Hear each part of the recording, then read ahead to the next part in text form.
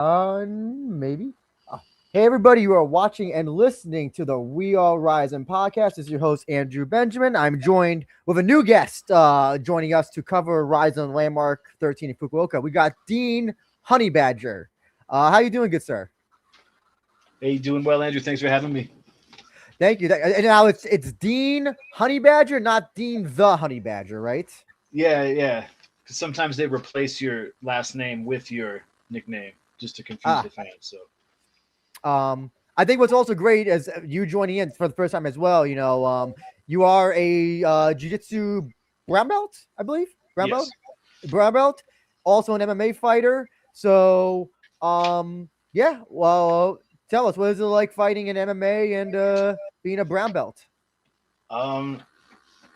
It's fun, man. Every stage of the journey is fun, you know. So I would encourage everybody to try martial arts in some capacity. And you don't always have to get in there and do a crazy RIZIN rules, you know, fight, get kicked in the head or stomped in the head, but you can still move your body, work out, you know, go see your friends at jiu-jitsu, get rolled up.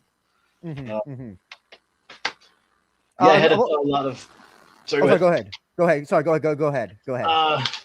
Yeah, a lot of matches in gi and no gi and amateur MMA. Currently 0-3 in pro MMA and 0-17, one no contest in street fights. Oh, okay. Well, nobody's counting street fights. No one counts street fights.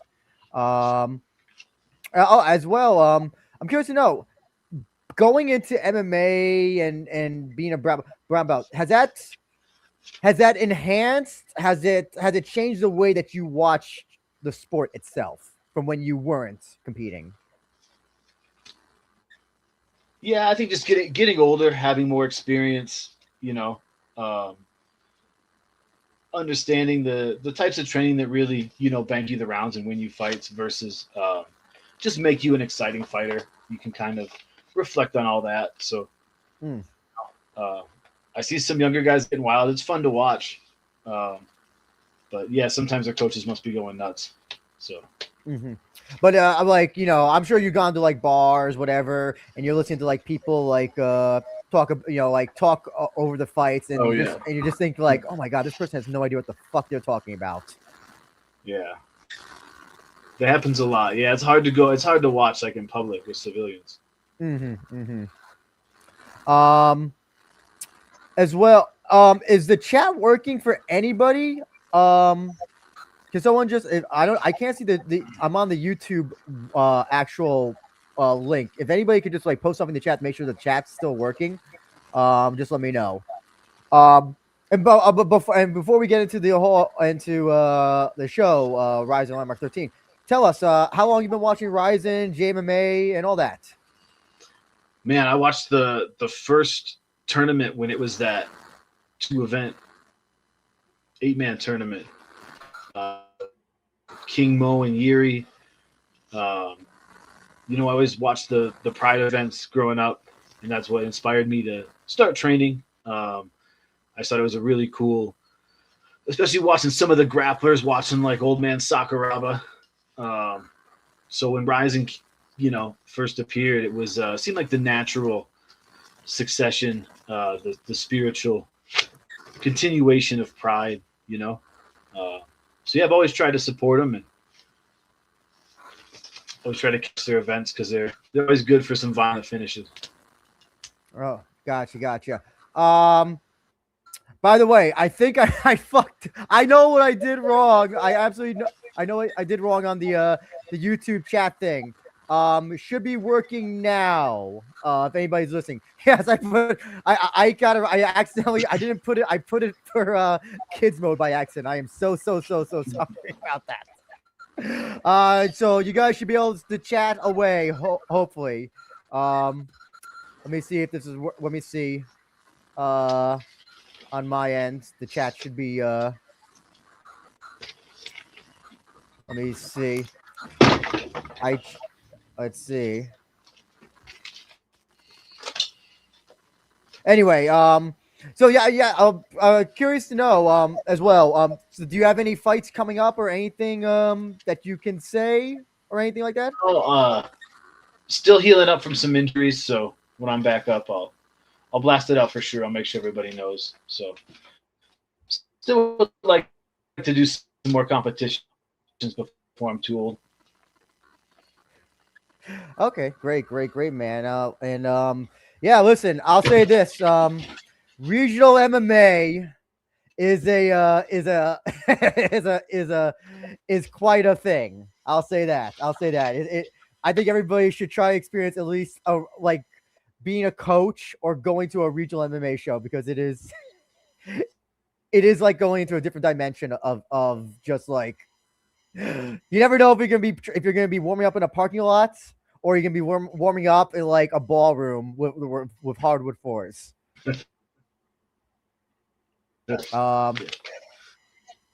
But okay, everybody's got the chat's working for everybody, so sorry about that.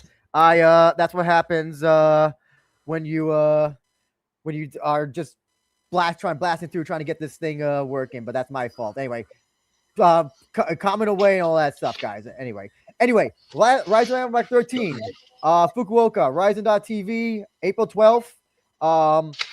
It is completely sold out.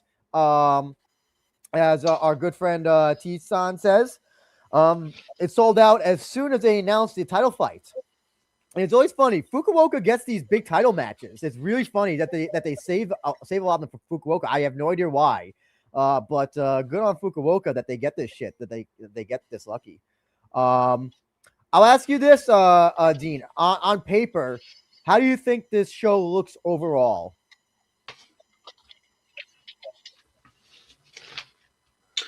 I think it looks really good. They know that they're in multi-front war with. We had Glory and Rise just a couple weeks ago. We got One Samurai coming up. We've got K1, I think, the same night in Tokyo. So they know what they're doing. They needed to put together a strong card to show that they're, as far as MMA, the top league in Japan, if not all of Asia. What do you think about, it's so weird that like there are just some weeks where there's nothing, and then there's just there's like a weekend where there's just like 15 fucking shows. Yeah. Sometimes in one day. It's I have no idea how, do they do this? Do they do this to it's almost kind of like forcing us to kind of just choose one or something, you think? I have no idea why this happens all the time. We got PFL, like you said, K1, we got Octagon, RIZIN, and then also there's probably some pro wrestling stuff going on as well. Sometimes those fandoms intersect as well. WrestleMania, maybe? Is that same day? That'll be the week after. Okay. Yeah. Whatever WCW is doing. Whatever WCW. Yeah. Yeah. And also, this RIZIN did something interesting for this show.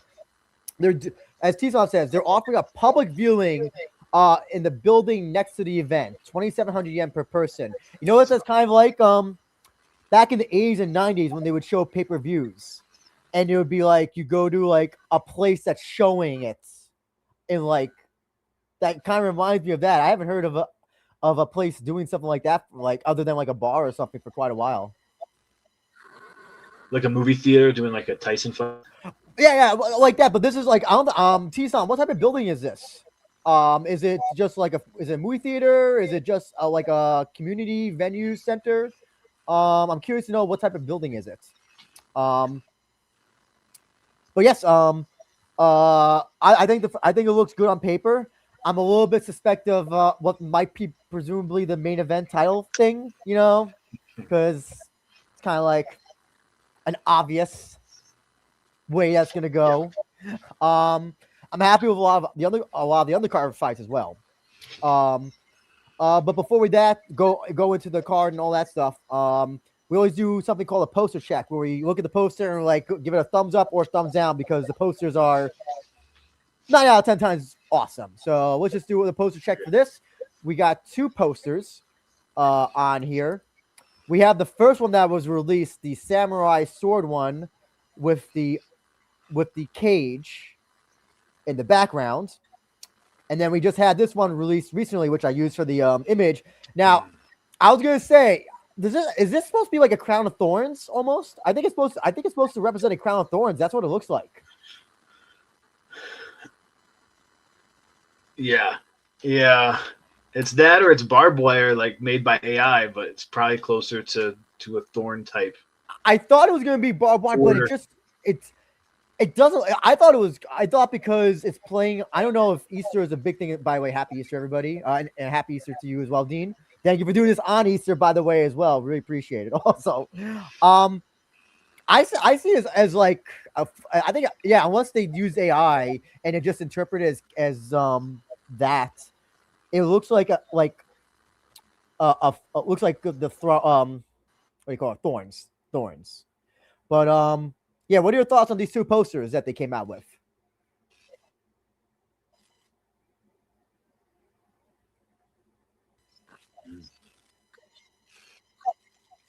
Way better than anything else out there. I beg your pardon. You broke up. I couldn't hear. I heard better than anything else out there. It is all the RIZIN ones. All the RIZIN posters are better than anything else. It's not like one of my top favorite RIZIN posters, but it's still pretty good. Still pretty cool. Yeah, it passes. T-San says the public viewing Marine Messe B building. The event is A building. So it's okay. So it's literally right next to it. Okay, that's interesting. Okay. That's interesting. I would like to know the sales, how they were looking for that K1 in Tokyo. T-San, do you happen to have an idea? Also the poster says Yachime, which means beat it. I don't know. I'm assuming that means in the fighting sense and not the Michael Jackson sense. T-San, do you know how well the K1 show is doing? I'm going to tell you right off the bat, it's probably not doing good because K1 shows generally do not do good. The show I went to, the Grand Prix show, had no more than 2,000 people that I was able to eyeball. But that was at the I'm forgetting it was at the they did the bigger arena for that. They did Yoyogi 1, and then for this year they did Yoyogi 2. So Yoyogi 2 is a much smaller venue.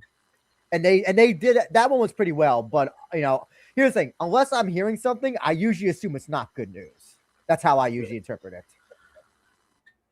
What about how did Glory Rise do a couple weeks ago?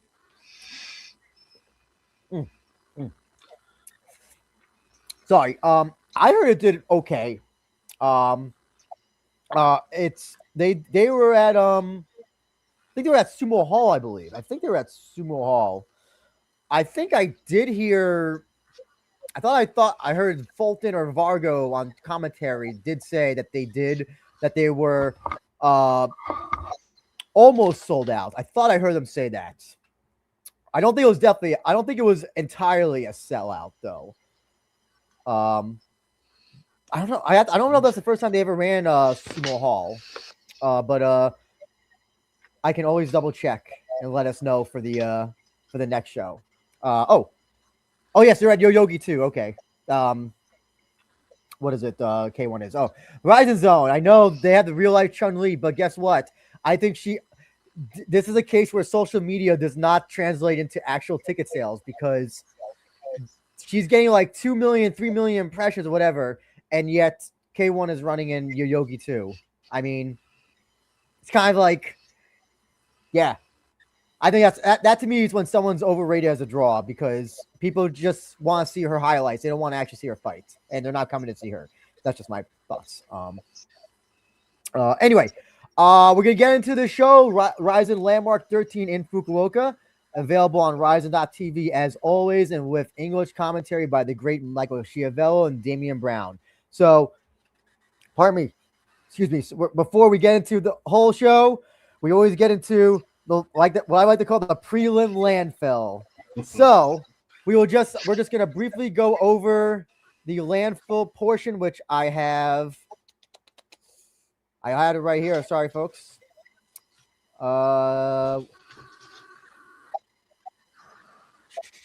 Anyway, do you ever watch the landfill, the prelims, Dean, or do you just wait till the actual show starts? Yeah, because usually I'm not going to stay up that late. So sometimes that's like all I watch. And then I'll hit the replay the next day or something. Oh, okay. Sorry. T-San says, let's see. Arena VIP sold out. Arena SRS sold out. Arena RS Triangle, which means there's a few tickets left, and then Arena S still available. Stand S still available. Okay. So they sold out VIP. So the VIP, all the best seats always sell out because those usually go to sponsors or the biggest fans of like those fighters. So those usually sell out like all the time. It's the other seats that you have to really pay attention to because that's the general public stuff. That's the thing that you or I will pay for. We're not gonna pay $10,000 to be in the Mikaru fan base section. That's not us, Dean. So yeah. Guess if you're in Japan, you want to go see K1, you got a whole bunch of tickets to pick from. Okay.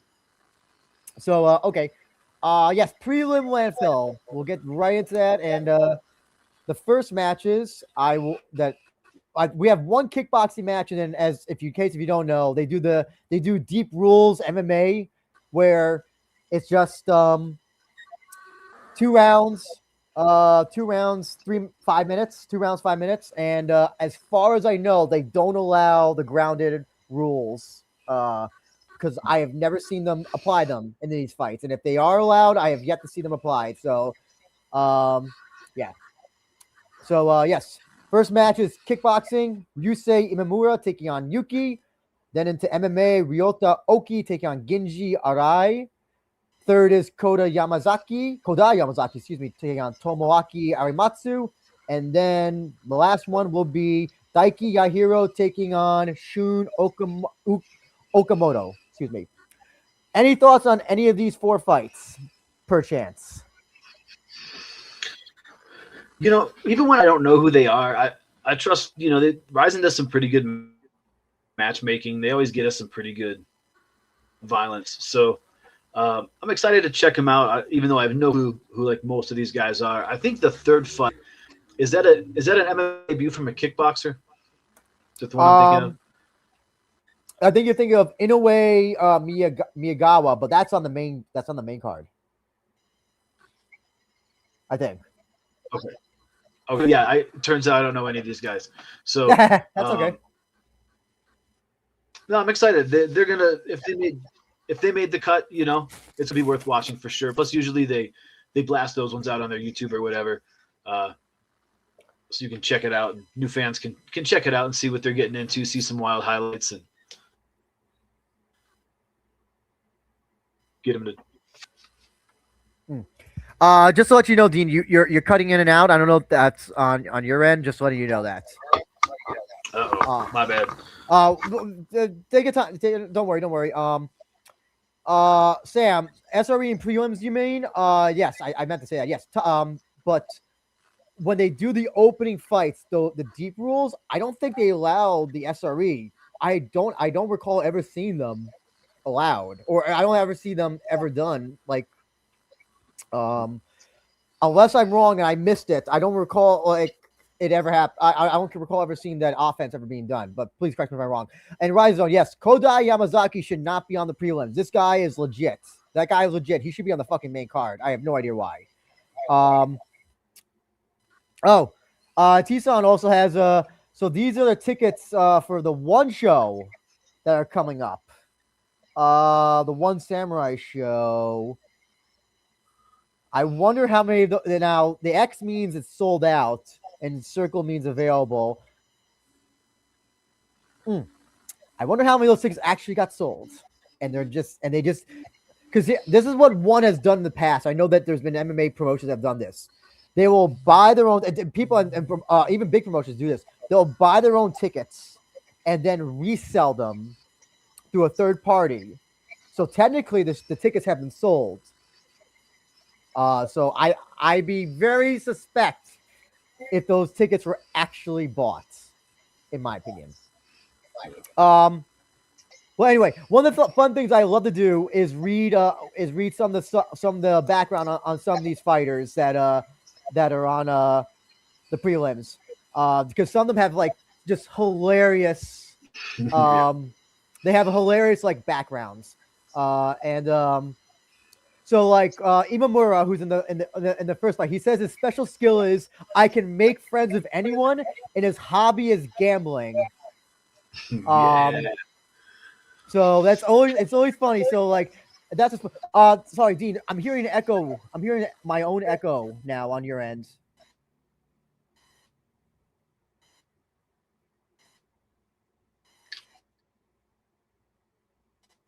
Dean, you can hear me? How's that? Oh, yeah, that's good. That's good. Sorry about that. Sorry about that. Yeah, so yes. It's just yeah, so you got like you got something crazy like that, or what was the one that got I think it was Aramatsu who I was reading about. Yeah, his special skills is making meals. So it's just funny how some of these guys just have oh, T-San. This is interesting. This is juicy. T-San says that he heard that half the tickets were invitation tickets, which I'm assuming he means we're given away. So that's interesting. That's interesting. Anyway, I'm curious to know. I'm just gonna give my brief picks on these according to my notes. Imamura is going to beat Yuki because Imamura is just a highly more capable kickboxer than Yuki, who never brings forward pressure and is always on the back foot. Arai beating Oki by KO simply because of youthful energy and his ability to outpace and use his striking power. Excuse me. Yamazaki to win over Arimatsu simply based on experience and ability to make somebody uncomfortable during the fight. And Okamoto, because despite the fact that he is somehow only 35 and has had two fights, he seems like a much better fighter from the videos I saw with him versus Yahiro. Do you have any quick picks on the prelims? No, man. Be excited for it. Sell me on one of these guys. Which one is should be excited to? I think the one that you have to be excited would be Kodai Yamazaki, and I'm hoping that a win with him gets him into a RIZIN main card in the future. So I think let's see what else if I can say anything on Mr. Yamazaki.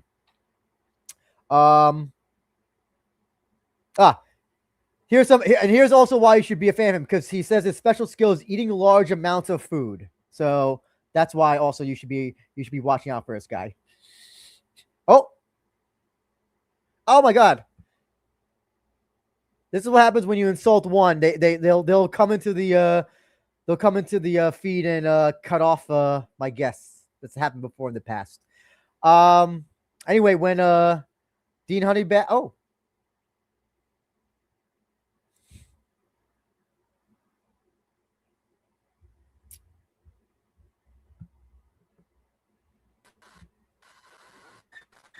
Hey Dean, how you doing?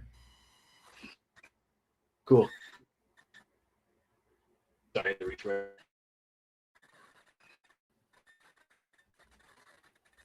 Dean, fix unfortunately fix your internet. I can barely your connection is all over the place.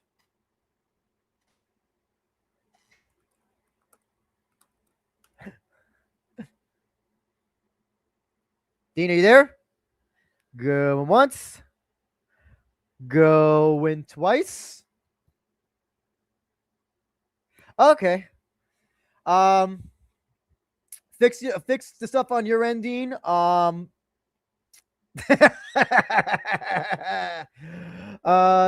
Dean forgot to pay the power bill. That's funny.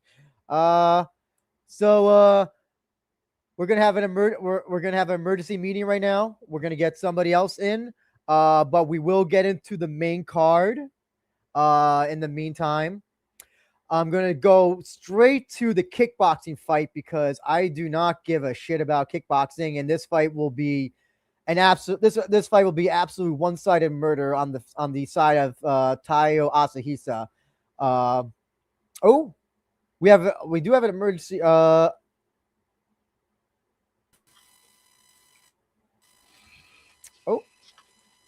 Oh, Dean, are you okay? Check. How we looking? Oh, you look okay. Perfect. Now I don't know what. I'm glad you paid your power bill. Yeah. Finally. Oh, I didn't know if you were going to come in, so I had Sam come in as an emergency No, replacement. perfect. So, I mean, Sam, you're more than welcome to stay if you'd like to, sir. I'll stay here as a standby, just in case it goes again. But I'll leave you to it. I'll Are have you the sure? link, though. Don't you Yeah. want to talk about Taio Asahisa and Singphayak HamaGym? I don't know where they pulled that Thai guy out of, to be honest. But at least Taio's fighting, right? At least he can get fights. Yeah, at least Taio, because he's doing the side quest because K1's not booking him for whatever reason. Mm. You're more welcome to stay, man. You can do that. You don't have to. You can stay for as long as you need to, just in case. Yeah, I mean, I'll stay. I don't have Okay. anything else to do right now. Okay, here we go. Quick introductions. Dean, Sam, Dean. Hello? What's up, man? I'm liking it so far. Yeah, we just talked about the prelims. Sam, you want to say anything about the prelims? General landmark prelims could be good, but no names, of course. Yes, exactly. Anyway, we're just gonna kick through this kickboxing match. Asahisa, Singphayak, HamaGym. Dean, any thoughts on this kickboxing match? These side quests that Taio Asahisa seems inclined to do. I got a whole conspiracy theory on this match. Okay. Because, because K1's the same night, I think with all the recent activity in Japan, before and after this with Glory and Rise and K1, one coming to town, they had to beef up their kickboxing division, even though that's kind of not something they always do. Sometimes it's just MMA fights, and so they're gonna give us this highlight reel. I see. I'm so sorry. I'm laughing while you're talking. I'm just laughing at the Patchy Mix. The Patchy Mix avatar. I don't know. Just okay. Sorry. It's like he's staring right at me. I know. It's just staring right at me, and it's just quite stylish. Yes, it's making me feel quite uncomfortable. Just being stared at. It's Patchy Mix staring into my soul. But that's interesting. Yeah, that's so funny that they're having Asahisa, who is one of the K1 champs, fight on the same night. Oh, opposite as I didn't even realize that till you mentioned that. Any thoughts, Sam, on this? On Taio, I mean, it's weird the K1 won't book him. Like, just kind of refusing to book them, like the champions, as they always do. But I'm glad RIZIN is willing to book him, right? Because he's a pretty fun guy. Like, right, last time he fought Seiya, just completely marked him in the dirt. So if he's getting KOs, he can fight in RIZIN. I'm all for it. I think this is definitely I think he's gonna be the next guy to leave K1 at this point. It's like Definitely. whether he goes a 1 or Rise or RIZIN, he's gotta be the next guy that wins. But yeah, this is a side quest for Taio, and he's gonna just mow this guy, this Singphayak, right? I think we could all agree on that, right? Definitely. Okay. They haven't released the official card, so I'm gonna kind of go up from there, since I think this is how they'll probably do it. So we have Seiya Inoue take on Hinata Miyagawa. And I didn't realize I didn't even change the thing yet, so sorry about that. Anyway, here we go. Do any of you remember Seiya Inoue? He's a kickboxing crossover, no? Yes, but he was on the Korea show last year. If you remember that. Really? He was the very opening fight and then disappeared. In kick or MMA?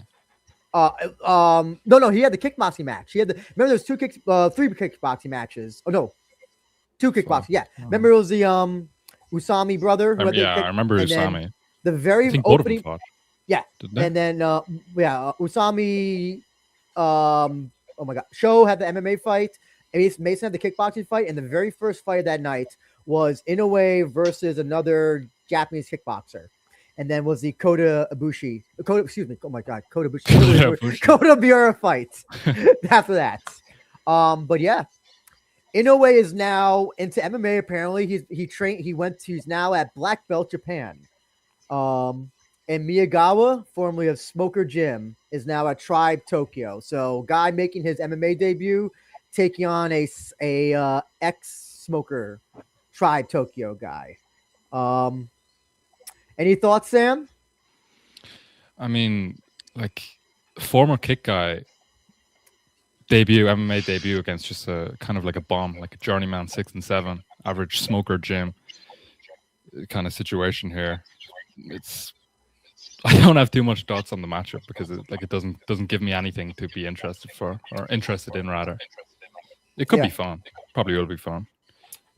By the way, our good friend Izzy says the Asahisa brothers are on a similar trajectory to the Osaki brothers right now. The more well-known brother is fighting randoms, while the lesser-known one is doing better work at the moment. I think the Ibadas also had the same thing as well. Rui and Mitsuki Ibada, I think his name was. That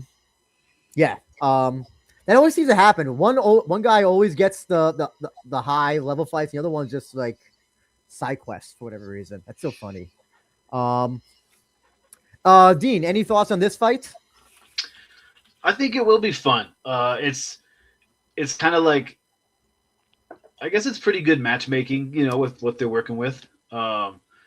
Each guy, needs to win this if they want to stick around. But I think Inoue's got the highest upside. He might be able to give us a pretty sick highlight. So it's a fun one for as long as it lasts. I'm at least happy that because Miyagawa was previously on a prelim, and even though he lost, he's now on this main card fight. I don't know, because that was always my problem with these prelims, that the guys would just be on the prelims, and you either never hear from them again, or they're back on the prelims. Stuck there, yeah. Yes, yeah. So I'm at least happy that Miyagawa, despite his last fight that he lost, that he won. He won that. Excuse me. He's on the main card. So hopefully that's something that's going forward. But I don't know. I don't know if being at black belt Japan for 1 year is enough to beat Miyagawa. I'm picking Miyagawa to win this. And you guys have a winner or more experience than Miyagawa for sure. Yes. Oh, Dean? I'll take Inoue to finish him with strikes. Oh, interesting. But it's kind of like a favor to both guys. It's really like the best the matchmaker could have done for each of them, to be honest. So it'll still be, I think it ends up being something good, even though it's not two guys who are super successful in MMA so far. Oh, okay. That's a fair statement. I got you. Now next, this is a fight. You would think it would be on a deep show, but Ryzen was like, no, we want this fight. Ryosuke Honda taking on Hinotori. And if you need a little Japanese lesson, Hinotori means phoenix, I believe. Because Hino means sun, I believe. Or I think one of the characters means sun or fire. Tori means, I think, it can mean chicken. But I guess in this case it means bird. So it means firebird. So I believe that's how it comes together. Firebird, Phoenix. I think T-San will be able to let me know. Anyway, Honda has been around for a long time. He's been in the flyweight GPs and deep. Hinotori, interesting guy because he started MMA at 29 and is from the Brave Gym and he's had some great fights in deep already. He just had his most recent one where he won by Twister. So I always love a Twister finish. Sam, what do you think about this fight? I think this fight's better since they're both experienced MMA fighters. Honda's kind of been around for a while, so seeing him booked in RIZIN at this stage of his career is a bit interesting. You expect him to kind of be stuck in that deep cycle, if you know what I mean? Yes. But it's funny. No, I was just gonna say it's funny. Like a guy like that gets finally booked. It's like I'm trying to think who. There was a fighter who's like who had it's kind of like had the same issue as well. Like, is this guy ever gonna get booked in RIZIN? And find like he was booked in RIZIN when he was like 35 or 36. Oh, I'm sorry. Go ahead. Go ahead with your thoughts. Yeah, otherwise it's a good matchup, like good submission matchup. Should be a fun kind of grappling fair. Now, when you say experience, though, it's so funny that even though they're I won't say they're similar in age, but they're kind of close in age.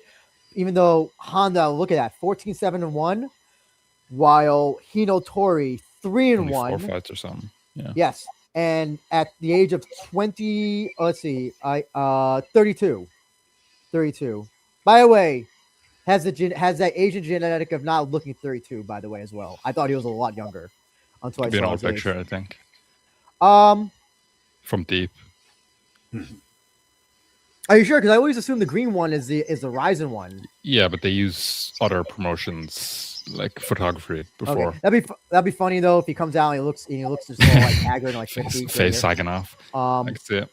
But yeah, so this is an interesting case of where I don't know. It's really interesting because you have the more experienced guy of Honda, but Hinotori, who even though he started late, is I would say is definitely someone to look at. And do you think the experience will be the deciding factor in this fight? Yeah, I do personally. I just think that Honda's been fighting for too long, too much fights. Like he's kind of felt that kind of everything there is to feel in an MMA fight. I think he's just going to be more experienced there. How about your thoughts, Dean? Yeah, it's kind of similar to our last one, in that sense, just with more experienced fighters. It's still, I think, excuse me, it's still a pretty good fight. I'm gonna go the other way. I'm gonna take Hinotori. Even though I know he has less experience, I think Honda's got a lot of miles on him. So I'm not sure what if he's really gonna be in his prime, so to speak. I have to go with Hinotori as well. I've watched Hinotori, and even though he's 32, he fights like he's 21. He fights like he's 22. Some people just have that energy, whatever. Honda, but listen, I don't think Honda's gonna be. This will be an easy fight for Honda. For Hino, excuse me. I think it'll definitely be. I think this is going to go all 3 rounds, but I think Hino is going to probably be the one that out grapples Honda in this case. I think Hino has much more better overall grappling. I think the striking wise, I think either of them are kind of hit or miss, but I think grappling wise, I think you said it, Sam. I think this is going to be the grappling affair, grappler's delight. Is that what you said? Grappler's affair, yeah. Grappler's affair, yes. But I have to go with the Firebird. The Firebird. I keep on Firebird, Phoenix, whatever you want to call him. Anyway, okay. Now this one should be fucking great. Amazing. Nurkhan's Zhumagazy taking on Tenya. Sam, what are your thoughts on how this fight can go and how violent it could be? Fuck. Well, Zhumagazy's coming off the Darce win against Seiya, right? Landmark 12. Yes. Tenya's coming in from the number 2 promotion. Yeah, number 2 promotion. Yeah, of course. Some would say number 1, but like when I'm looking at this one, I don't see how it doesn't deliver. I think it's going to be like really fast paced. Now the question is, do you believe in MMA math? When it benefits the fighter I like, yeah. Okay, fair enough. So Zhumagazy beat Seiya. Seiya beat Tenya. How do you work that? Well, I think Zhumagazy is just way more skilled anyway than Tenya, but I don't think it's going to be a blowout like it was Seiya, where he just head kicked him and darsed him. I think it's going to be more of a tougher fight for Zhumagazy, but I don't think he drops a loss here. Anyway. Your thoughts, Dean? Yeah, Nurkhan's really good, man. This could be it could be exciting no matter what happens, because if Tenya just starts to put it on him and tags him, the ways that he has to pull off the upset are also really exciting finishes. So I think it's going to be a fun scrap to watch. But yeah, we've got Nurkhan to get the job done again and make a name for himself in RIZIN. Every time I hear Nurkhan's name, I want to say Narcan. Narcan Zhumagazy. Yeah. So here's the thing with Tenya. I actually think that Tenya might be the more powerful guy knockout wise, but he's a little bit more wild. And I think that was also, I would say that Seiya was definitely was kind of like the same thing when he fought. I almost said Nurkhan. Nurkhan. Yeah, but I don't know if I don't know. I can't see the fight going that way that it did with Seiya. I think that Tenya is going to put up way more of a fight than Seiya. Yeah. What do you think? You think so, Sam? I think Tenya is more popping his hands. Like I think he's going to give Zhumagazy actual things to worry about on the feet, whereas Seiya, like, not the rag on Seiya, but I don't think he does anything kind of special on the feet. Like he does everything just generic. You know how some people just have like power? He kind of just has that, and he's just been blessed with that. Yeah, genetic. Yes. Tenya, however, he's called the monster with the right hands. That's what his nickname or one of his nicknames is. So, I mean, what do you think? Do you think that Tenya can knock out Nurkhan? Or is this Nurkhan just too much? Oh, sorry, go ahead. Yeah, I was just saying, I went back and watched Zhumagazy's earlier fights, the ones that were available. Like, some of them were just fake. Yes. Some of them were actually just fake. I think they happened in Alash Pride. I was like, what the fuck is happening there? She's like, he'd land like a shot and they'd fall over. It's like, and like, that was like 1 or 2 fights ago. So it's very, I don't think you can put too much stock in Zhumagazy. I think he's great, but like, fuck. If he's in these fake fights only 2 fights ago, like I love watching Alash Pride fights, right? And going to check on them. Like, oh, this one has the topology, the topology flag. Do you remember when I'm trying to remember which Roman? There was like a Roman combat show where all the fights were flagged. Yeah. Every fight was flagged. Dude. I thought that not even Alash gets all the fights flagged. It's like 2, 3, 4, but every fight on this Roman card was flagged on the Tapology website. It was so funny. So I wouldn't think anyone on Tapology would have covered Roman. No, nobody does, unfortunately. Nobody. Ike says Tenya is so young; he can improve massively each training camp. Yeah, I mean, even though Tenya, I think, might have the power advantage, I still have to go with Zhumagazy just based on, I think it's probably just overall more. I think he has just an overall more better package despite the fake fights on his record. What do you think that? Can you feel Zhumagazy knocking out Tenya, or is Tenya just too tough, Dean? Yeah, if he gets him, I think it'll maybe be a choke on the ground. Mm-hmm. How about you, Sam? I think if it gets into a firefight, he can knock him down, maybe finish with ground and pound. But I think he'll just move to the grappling and find a submission, maybe RNC round 1, 2. So just also a little brief story on Tenya. I briefly sparred with him when I was at Hearts. Really? Yes. He knocked you out? No. Grappling. But I have watched him do hard sparring, and he hits hard. I would not want to be on the other end of him if I was his a hard sparring partner. He's one of those. I'm not going to say his grappling is bad, but he has a strength advantage that kind of you can kind of get away with some people. Does that make sense? Kind of. Exactly. I think in low-level grappling, low-level MMA, yeah. It's definitely more prone to just like bullying his way out of these positions. I think Zhumagazy is kind of too refined, too skilled, too technical. Yeah. I do have to think that Zhumagazy, though, overall is too technical, too skilled for Tenya. I think, and even I don't think I have to go with Zhumagazy on this. I think we're all picking Zhumagazy. Yeah. Right? Okay. So Zhumagazy, it is, gentlemen. Next one. Oops, am I going one way? Oh yes, sorry. Next one. Oh wait, we already covered that. Next one. Okay. Oh, yeah. We got Ryuya Fukuda taking on Azizbek Temirov, the younger brother, I think, of the other Temirov, Alibek.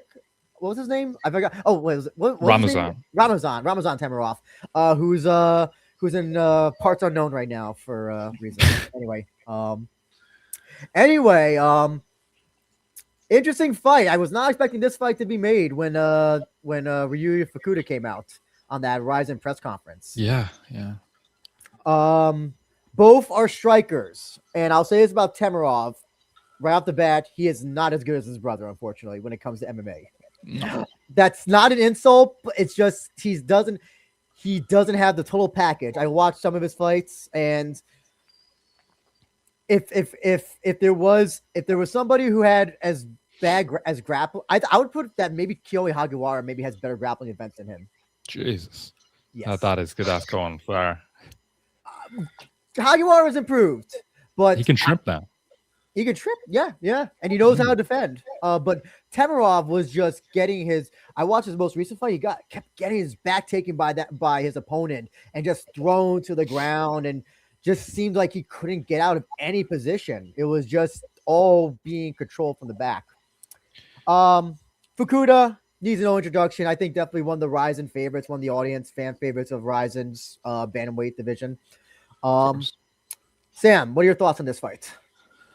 This one's excellent. It is a weird matchmaking because normally when they sign these foreign guys, they come in and they're given a lower level Japanese fighter. But throwing him in with Fukuda right off the bat is something. It's bold. But unfortunately for Temirov, I don't think it's going to play out exactly how he wants to. Like I watched his previous fights like you, and it's just it's not very high level. He got gifted that LFA signing through his brother. Oh yes. Oh, 100%. I mean, I looked at we'll get his record right up here, and like if you look at his history with like the guy who we're talking, I think we're both talking about 5-1, and then the Brazilian guys who was 6-0. Then the rest of his opponents 4-2, 7-3, 3-0, 1-2, and Central Asian shit. Like it's there's not very high level. Like over this octagon. This is not the same octagon. No. Octagon's with a K. Okay, gotcha. Okay. So, Dean, what are your thoughts on this fight? Yeah, we're getting this one because when the Kashiga Delpech got injured, couldn't What fight was the injury Fukuda. this time? I actually forgot what the injury was. Oh, it's his illness, his condition. Oh, okay, gotcha. He has some condition, yeah. So hopefully we get to see him back. Instead they're gonna choose to keep Fukuda active, which is a noble endeavor, because if he loses, he's probably so close to a title shot. And Sabatello was calling him out, talking smack about him on the mic. It seems that he was really close. It's his shot to lose, but I think this is a very winnable fight for him. You're right. It's the lesser skilled of the two brothers, lesser experienced. And yeah, I think Fukuda can get the job done and hopefully get a title shot in the next fight. Yeah. Sam, how do you feel that they gave Goto the title shots right off the Torres fights? I thought they were going to go Goto, honestly. Or they were going to do Goto versus Fukuda. I wonder if it was a timeline thing where it's like Delpech was coming down from featherweight to bantamweight, and they were like, okay, who's Delpech going to fight? Let's put him in Fukuda. Goto can get the shot at Landmark, then it'll book into Sabatello defending in the summer, probably. It's questionable. I would have gave Fukuda, to be honest, the title shot off that win against Ando, but it is what it is. At least he's here now. I believe I think Goto's from Fukuoka, I think, or is he from? I always forget if he's from Fukuoka or Sapporo. Nope, never mind, Sapporo. Anyway, that's why I was like, oh, maybe, yeah, that's the only reason why I thought they would maybe give it to him. But I think this will be an interesting striking fight. I don't think does Fukuda ever grapple in his fights? I can't ever recall him ever grappling. Grappled versus Ersin, interestingly enough. Okay. He didn't grapple like full out on, but I remember him grappling a couple of like double under positions, just like holding her up. Okay. So as much grappling as I remember from him, to be honest. This will be interesting because Fukuda has that nice sneaky striking that like he showed in the oh my god, I'm forgetting his last opponent. Please remind me, everybody. Ando. Ando, yes, Ando, and the Ando fights. Yeah, I don't know. I don't think that Temirov striking. It's just it seems to be. You know what I notice he does? He tries at the Shaydullaev like overhand sometimes, but it just doesn't land. He doesn't have that precision that like Shaydullaev has. No, and he doesn't even stand straight up. Like No. he's not. He's like a wild style of striking, but it doesn't mean it's particularly effective. It's kind of just winging hooks. Yeah. And it's so weird. I thought, okay, it says he's 5'7". I thought he was like shorter for some reason. He does not. Oh, look he's like... not 5'7" with fucking stilts on, dude. Like this guy's not 5'7". I've seen him beside his brother, and his brother is apparently 5'5", and he's fucking shorter. So I'm not trusting that topology listing. Yeah. I also think that Fukuda has fought a lot more experienced guys and has shown and has been able to plow through them or at least decisively beat most of them. Even the fight with Naoki Inoue, he that's maybe like the worst he's looked like in any recent fight, I think. Yeah. And that was a case of just I don't know. Yeah, that was just someone who just had better striking than him. But that's Inoue has improved. Well, Naoki had a jab. Yes, That's Naoki a had a big jab. difference. Big Yes. difference. Yeah. I don't think Temirov definitely has no jab at all. He does not have a jab like Naoki. No, So Jesus, I have to pick no. Fukuda to win this decisively. 3-0, or 29-28 due to new judging God. rules. I think we're all picking Temirov, it sounded like. Temirov. Oh, sorry, Fukuda. Oh my god. Yeah, Fukuda, 100%. Yeah. Fukuda, My my bad. My bad. Anyway, on to the next fight, and this one will be interesting. Hagiwara versus Abijah, Kaleo, Meheula. Aloha. I got his name wrong when I interviewed him. Hopefully I got it right this time. I don't remember, but anyway. We're getting another Extreme Couture guy. That's Meheula, not Hagiwara. So two strikers mainly. I think that RIZIN is trying to hopefully bet that Hagiwara gets a win over this guy, because when I talked to Abijah, he said that he has a 1-fight contract, and that tells me that tells me what RIZIN wants. That tells me exactly what RIZIN is hoping. That tells me exactly I don't what know, they want. man. I think they have faith in Abijah kind of ruling really? that 145 division. Oh, okay. Oh, I guess so. Well, that's the other thing. Thank you for reminding me. He missed weight for his last fight. Yes. So, not saying that he's going to miss weight for his fight, but Oh, keep that in he's mind. weight in America, man. Like that cut in Japan is different, with Yes. all different dieting and stuff. Yes, it is. But I think this will probably be a strikers fight. Yeah. I don't see it going to the ground until somebody gets knocked out. What do you think, Dean? Kaleo's out of the Hawaiian island of Extreme Couture, so you'd think he would have like a good game plan. If he chooses to, to be smart and take the fight down, he can win this fight very easily. He's won in all the leagues you need to move up to the next level. I think it's really Kaleo's fight to lose. But if they, like you said, if they hint to him that maybe it's in his best interest to stay standing.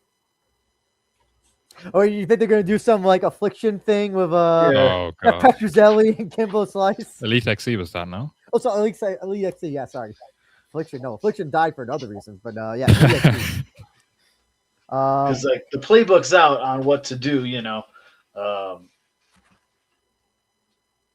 so we'll see. We'll see what his game plan looks like. I have to correct myself as well. Komei Day is right. RIZIN is betting on Meheula to lead the push to the RIZIN Hawaii card. That's what I was going to try to bring up. And That Hawaii card, man. Tizan says that one YouTuber said that recent Hagiwara opponents are 3 times Islanders. So we got this guy. We got Abijah, Toby Misech. Who's the other one? Oh, he did Kyle Gwen. Kyle some. He fucking fought that, but Yeah, but that's I think that goes from, Guam. like, Kyle Guam. Aragon. That doesn't count. Do we Guam's count an that? island.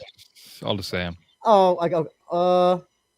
Guam's absolutely an island. Oh, okay. Oh, that's interesting. Okay, yeah. So he did. So maybe okay. Interesting. Kyle Agawam, Toby meets. Okay, so the people he can beat are Islanders. Okay, interesting. So that means obviously if what's his name? If Hagiwara beats him, you gotta do Zack Zane. You gotta do a power slap veteran. Oh, Zack Zane next. No, Sam. yeah, bring him over. Bring him over. So yeah, what do you think about how this fight will go, Sam? It feels like they've booked this fight 7 times before. It's just a typical like foreign jobber coming in to give Hagiwara a knockout win. But if he's going to deliver it, fine by me. I think Hagiwara is like a really, really, really high skilled fighter, or not fighter, striker. Mm-hmm. And like, don't think anyone giving him trouble on the feet, to be honest. What happens if Meheula wins? Do you would you bring him back, or would you tell Hagiwara, man, we have no idea what to do with you? What do you do if you're Bara, Sam, if Meheula wins? If they're on this kind of like bring in foreigner for this Japan versus world stuff, maybe you bring him in again and give him somebody that will beat him, like a sure shot. Maybe to save Hagiwara's face a bit, but if he loses to Abijah, man, it's time for deep at this point. Is it time? Get ready to learn deep, buddy. Is it get ready to learn deep? Of course. I mean, no, Hagiwara will always be around as long as he's selling tickets. Like I'd say that's what Kobe says. A lot of the tickets sold for this event are just Hagiwara fangirls. It's amazing. This isn't it just fascinating that he's got these people that will follow him all the way to Fukuoka. I mean, because you think that they would book him for the Kobe show coming up. I mean, they might still if this fight ends quickly, but the fact that like they booked him for Fukuoka, which is not Fukuoka is nowhere near Osaka, the Kansai region at all. So they're following him all the way down south to come see him fight, even though he is an under 500 fighter. That is something that only could happen in JMMA. Definitely. I think if Hagiwara wins this one quickly, I think he will turn around for that Kobe show 53. Maybe he'll fight if Hiromoto wants it. Maybe they'll put that up at the top of the card, sell some tickets, because otherwise right now it's looking pretty bleak. So I heard when Hiromoto is supposed to be returning, but I am not going to be confident until I actually see him fighting the ring. This is I am 2031? 20. It might be. Fuck it if I know. It's could be 2041 for all I know. When's the next Travis Scott's concert? Yeah. Well, if God forbid that RIZIN books a show on the same day that Travis Scott has a concert, they want Hiromoto to fight. He's gonna be gone. Well. By the way, unless I read this wrong, unless it was translated wrong, his gym, Still the Goat, one of the worst gym names I've ever heard of in my entire life. Apparently, I don't know if it was like him doing an appearance at his own gym and the gym charging money for it, or if it was like a seminar that he was doing for his. I couldn't exactly I was so confused by how it was worded, but like they were advertising him. Still the STG, and there was some like yen price there. Oh, it was a photo shoot. It was fans could come and pose beside him because I was seeing pictures of that. A lot of those top fighters do that. So it must make him some money. Okay, I was wondering. I couldn't tell if that was like him charging for a seminar at his own gym, which I think would be so fucked up. That'd be so weird. I apologize, Dean. Who do you think will win this? I didn't know it was gonna be this hard. Yeah, well, by knockout probably, but if Meheula didn't get the memo, maybe we'll see him get a choke. Bar then slip him some extra yen. I have to go Hagiwara first round KO. I know we like to rag on him, as you can't deny the guy's striking is really fucking good. Really good, it's surprisingly good for a guy who started out in fucking gladiator weird underground fights. His striking is actually. I would rather take a striking seminar from Kyohei Hagiwara than Ren Hiromoto. That's how, of course, yeah.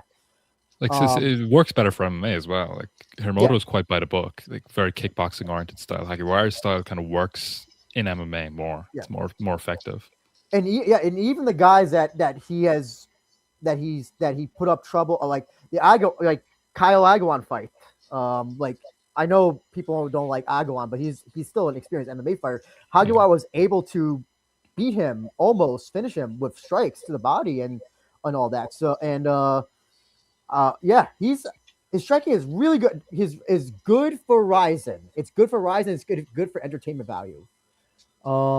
Let's see. Oh, T-san says on the RIZIN confession, Joji Goto imitated Hagiwara's way of talking. Oh yeah. After K Lotus also imitated Hagiwara's way of talking and teasing Hagiwara. Hagiwara's face expression seems very embarrassing. So yeah, that was I was trying to make like, is it just maybe Sam? Maybe you can comment on this. Well, they make fun of his just like the way that he talks. I know he's got his lower voice, his lower tone, like the way he kind of mumbles, like that kind of way. I always assume so. The way I differentiate between somebody who's from Kansai region, they usually tend to have deeper voices than people that are like from Kanto region. If you listen to like a lot of like people who speak heavy Kansai, like Hagiwara does, they just seem to talk deeper or have deeper voices. I don't know if it's like an intentional thing. I wouldn't know enough about the language, to be honest, and dialects, but I know Hagiwara kind of just talks like that. I think they're mocking that, like him rather than the dialect, you know. I see. Because Lotus is also from Osaka, right? Yes. Yeah. She's Kobe or Hyogo, but anyway, that same region. Yeah. Oh, and he goes on to say, when K. Lowe's imitated Hagiwara's way of talking, Hagiwara said to Kate, "Hey, you imitated me. I don't think you're imitating. Your imitation is close to me, not close to mine." But his face looked embarrassing. That's funny. Goto's impression was quite good. Like I thought it was Hagiwara for a second. That's funny. Oh yeah. Because I was tabbed out of the video, and then he started speaking, and I thought it was Hagiwara. I turned it back and it was Goto. You're just hearing like go. You're hearing, and oh my god, yeah, that's so yeah. Really good. That's but anyway, all picking Hagiwara. I'm saying first round KO. Yes, round 1 KO. Actually, T-san, they haven't. T-san, if you have a chance, did you watch the? So, I watched the first. I forgot which number it was. I didn't watch the Sabatello Shaydullaev confessions. They haven't put subtitles on it. Did they say anything interesting on that RIZIN Confessions video? If you happen to have seen that one, just let us know if like they said anything interesting. Okay, Sam, I know you are going to be looking forward to this one, so I'm going to give you the reins of this. Majima, Gallagher, Japan versus the Pride of Ireland. The Pride of Ireland. Yeah. The Pride. He's Northern Irish though, right? Or is he Ireland? Ireland. I think he's from the West. Which is that they've kind of like a different accent to the majority of the country, but no, I think I don't think he's Northern Irish. Unless I'm uninformed. Okay, because remember he did the video with the fucking balaclava, and I thought that's an IRA. I thought that was an IRA thing, so I thought, oh, okay, IRA, Northern Ireland. I think it is but I think everyone who feels kind of patriotism from Ireland kind of supports that like IRA stuff. So he said it was for a different reason though, right? He is born in Strabane, County Tyrone. Oh no, that is Northern Ireland. Okay. Oh yeah, because he's a strap animal. Oh yeah, he told me that on a fucking interview. Why the fuck that out? Okay. I did not think he was Northern Irish. By the way, only 29 as well. I forget how young this fucking guy is. When he was in Bellator, he was early 20s. Yeah. But yes, so take the reins, Sam. I know you'll be cheering for Gallagher, right? Yeah, of course. But no, for this one, I think it's going to be like I'm leaning heavily in the favor of Kazumasa Majima here. I don't think Gallagher has enough firepower on the feet to knock him out, or if he brings the fight to Majima, I just think Majima's way too strong for him. Like I don't trust in James Gallagher's offensive grappling ability against types like Majima, who are just simply stronger, really skilled grappler, like really like that blue collar strength. He's got that got a lot of accolades as well. So, who did he submit before Shuya Kimura? Sorry. He submitted Kimura. He submitted Ashida. He submitted Suguru Ni as well. Sugar knee. So yeah. there was that fight on Super RIZIN 3, Yes. I think. Yeah, That was the one. That's when knee started having his downfall. Yeah, that's when knee kind of lost it a bit, but it was still an impressive win. I think took him down, submitted him, RNC. So yeah, like I'm gonna lean in favor of Majima here. I think he's more strong grappler. I don't trust in James Gallagher post 2015, to be honest. So is this Gallagher post SBG that you don't trust? I think his current team is honestly better, but I just don't think he's evolved as a fighter since those like patchy mix fights or fight rather in Bellator. Like I was there. I was at that show. Just really, really poor performance. Don't think he's at the grappling level that he thinks he is. And by the way, if he goes, go ahead. Sorry. So no, go. Sorry, I'm just going to say, if James Gallagher tries like shooting doubles, he's just going to get guillotined.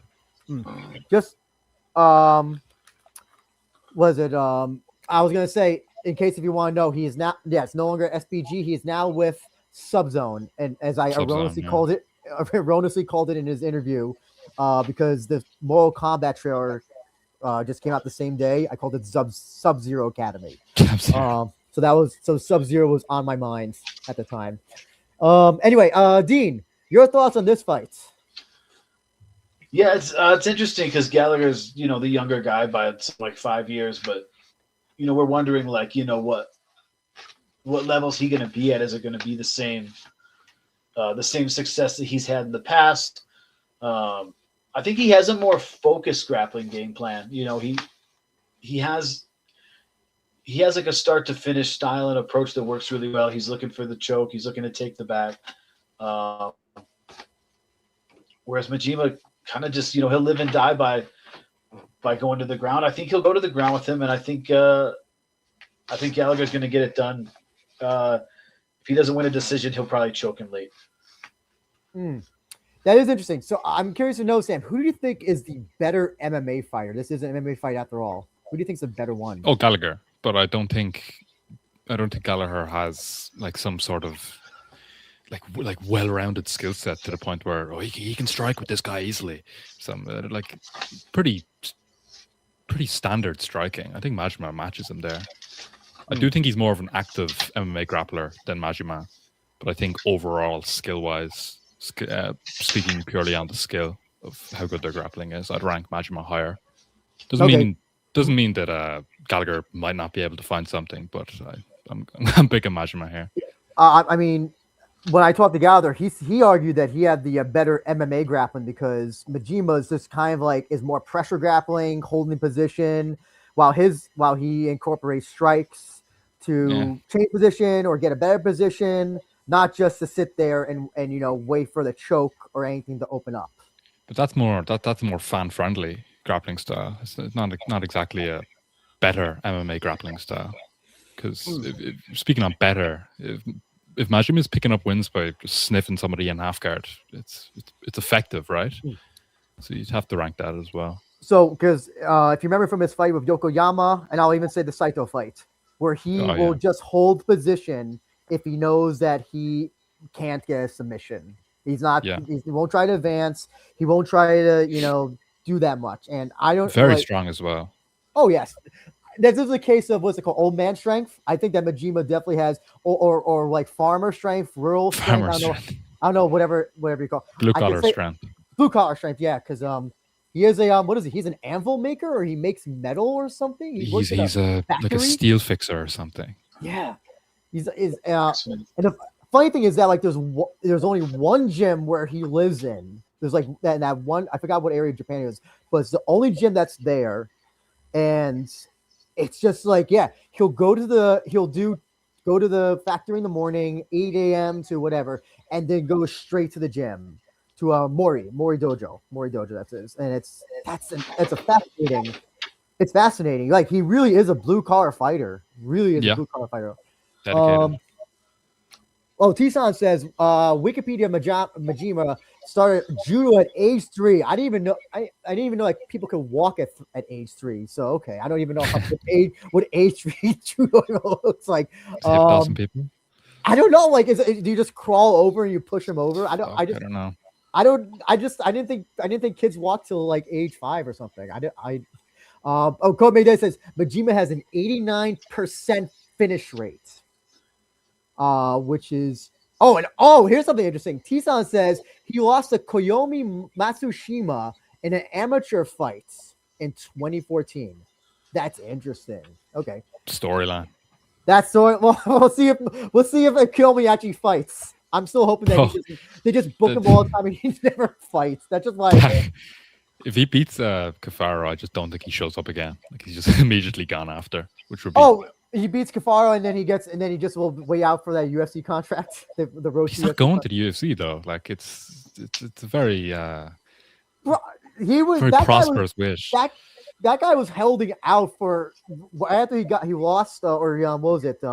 Then he got eliminated from Road to UFC. I think it was he got eliminated, and then he was just holding out for that. He only took like 1 or 2 fights. One was for that I think it was the Kyoji promotion. And then I think he had the knockout fights. Yeah, knockout. Yes. And he was just, bro even said in his confessions video, I thought I was above RIZIN. Yeah, I'm not sure how I feel about that attitude. I mean, balls on him to say that in front of the fucking RIZIN brass. I mean, imagine if like, I don't know. Imagine if like someone in UFC like backstage videos like, I'm only here because I had no other options. I'm above UFC, but I'm just only here for the paycheck or something or some shit like that. That their life would be made hell.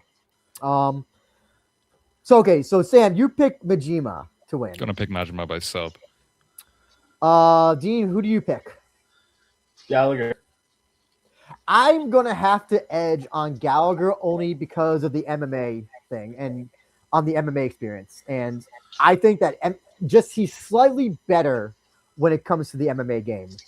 If this were a full fucking grappling match, I would pick Majima to win, hands down. But man, I think Gallagher is just. I know Patchy Mix submitted him, so that's probably like the best grappler he's faced till now. I don't know if Majima. It's a hard pick. I have to pick. My mind is saying my brain, my heart is saying Gallagher to win this one. How funny would it be though if Majima knocks him out? Oh God. How funny it would be if Gallagher wins and he grabs the mic and he starts calling me out. Some to look forward there, maybe. At least give credit. Listen, people said he was gonna pull out, and so far, I don't think he's gonna pull out. I don't think it's always time. Yes. Just make sure. Just hopefully, RIZIN has mats in the back. Here's something interesting. Code Mayday says, true or false? Majima would be Gallagher's best win. Yes. 100%. It has to be true. Because I looked at his record earlier to like actually recall the records of the opponents he was fighting. And it's really, really, really poor. In Bellator, at least. That's Gallagher I'm speaking about. I was going to say, because also Gallagher has a Wikipedia. I think that might be the only guy he would beat who has a Wikipedia. No, wait, Ishida has a Wikipedia. No, maybe. I don't know. Anyway, but yes, most notable name win, 100%, yeah. I'm looking at anybody else here, yeah. Yeah, definitely. That would definitely be his biggest win to date. 100%. I think they were speaking of Gallagher, right? Gallagher, Majima would be Gallagher's best win. Oh, wait, sorry. Yeah, I'm sorry. I had that opposite. Yeah, it would be Majima's. Yeah, Majima would be Gallagher's best win. Yes, 100%. Yeah. I think it would be opposite ways, though, right? Like Gallagher would also be Majima's best win. Both would probably be true, yeah. Let's see. He beat Machida's older brother, I think. God, look at all the cancellations. Oh God, yeah. Is not Cal Eleanor a great win? No. What after them being booked fucking 4 times? What's this? Or Jeremiah? No. Whoa, what about Shinzo Machida? I guess. Well, he told you that. He told you that. Didn't he tell you that was his best win or something? Yeah, I was talking to him. I said, like you don't have any good wins, man. He's like, Shinzo Machida. He sent me to fucking fight. Like, I'm sorry, man, but it's not a good fight. Or it's not a good win, rather. Okay.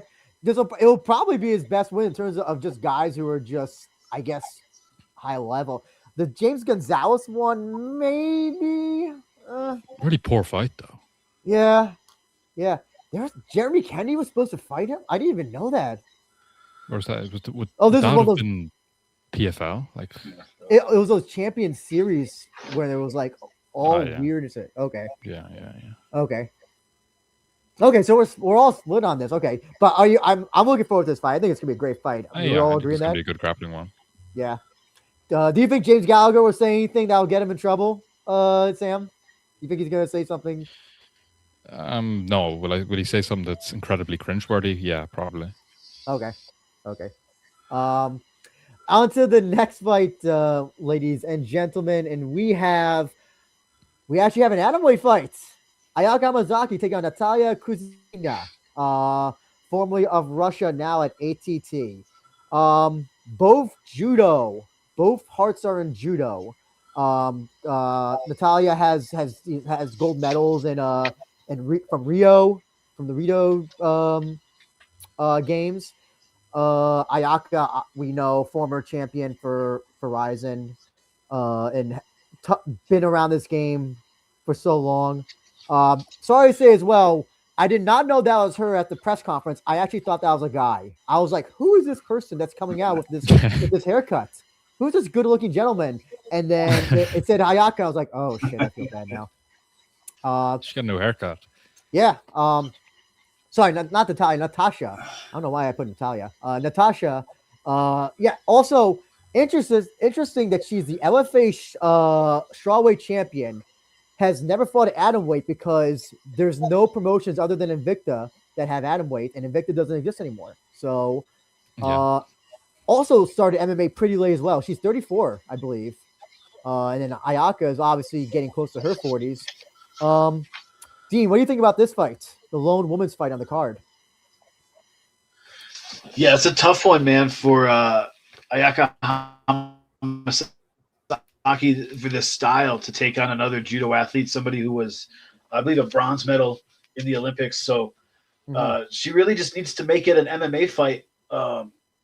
Whereas, Natasha is probably going to be, I would say, the biggest fight of her career. Definitely a bigger crowd. Just she has to stay focused, not get distracted. I think if it goes to the ground, she's going to be the one. She's going to be the one to get on top. So hopefully it doesn't turn into, Judica's doing a striking match, but that is maybe what we can see, unfortunately. By the way, I did not. Ayaka is 44, and Natasha is 36, and had her first fight her first pro fight in 2022. So she had to be. So that was 36. Let's see, 30, 22. That's 4. Oh, she was 30 when she around 30 when she had her first fight. Interesting. Only one loss to Fatima Klein, by the way. UFC fighter. What? Sorry. UFC fighter, Fatima Klein. Oh yes. Yeah. What do you think about this fight, Sam? I'm not too sure what to make of it because I'm not too sure of the Russians' skill level overall. Like she has these wins and the accolades in these Western promotions, but I actually haven't watched one of her fights. Looking like purely at it from like on paper, I think she should be winning. I think she'll walk through Ayaka, unfortunately. Younger, more athletic fighter. Don't know her technical grappling ability though. I will say that. Natasha you're talking about, right? Yeah. Okay. I've watched some of her fights. And she's a headlock judo specialist. So she gets your head, and she's able to throw. She did that to actually Fatima Klein in the first round for her fight. She is a headlock. Yeah, if she gets you in a headlock, she is going to headlock you, take you down type of.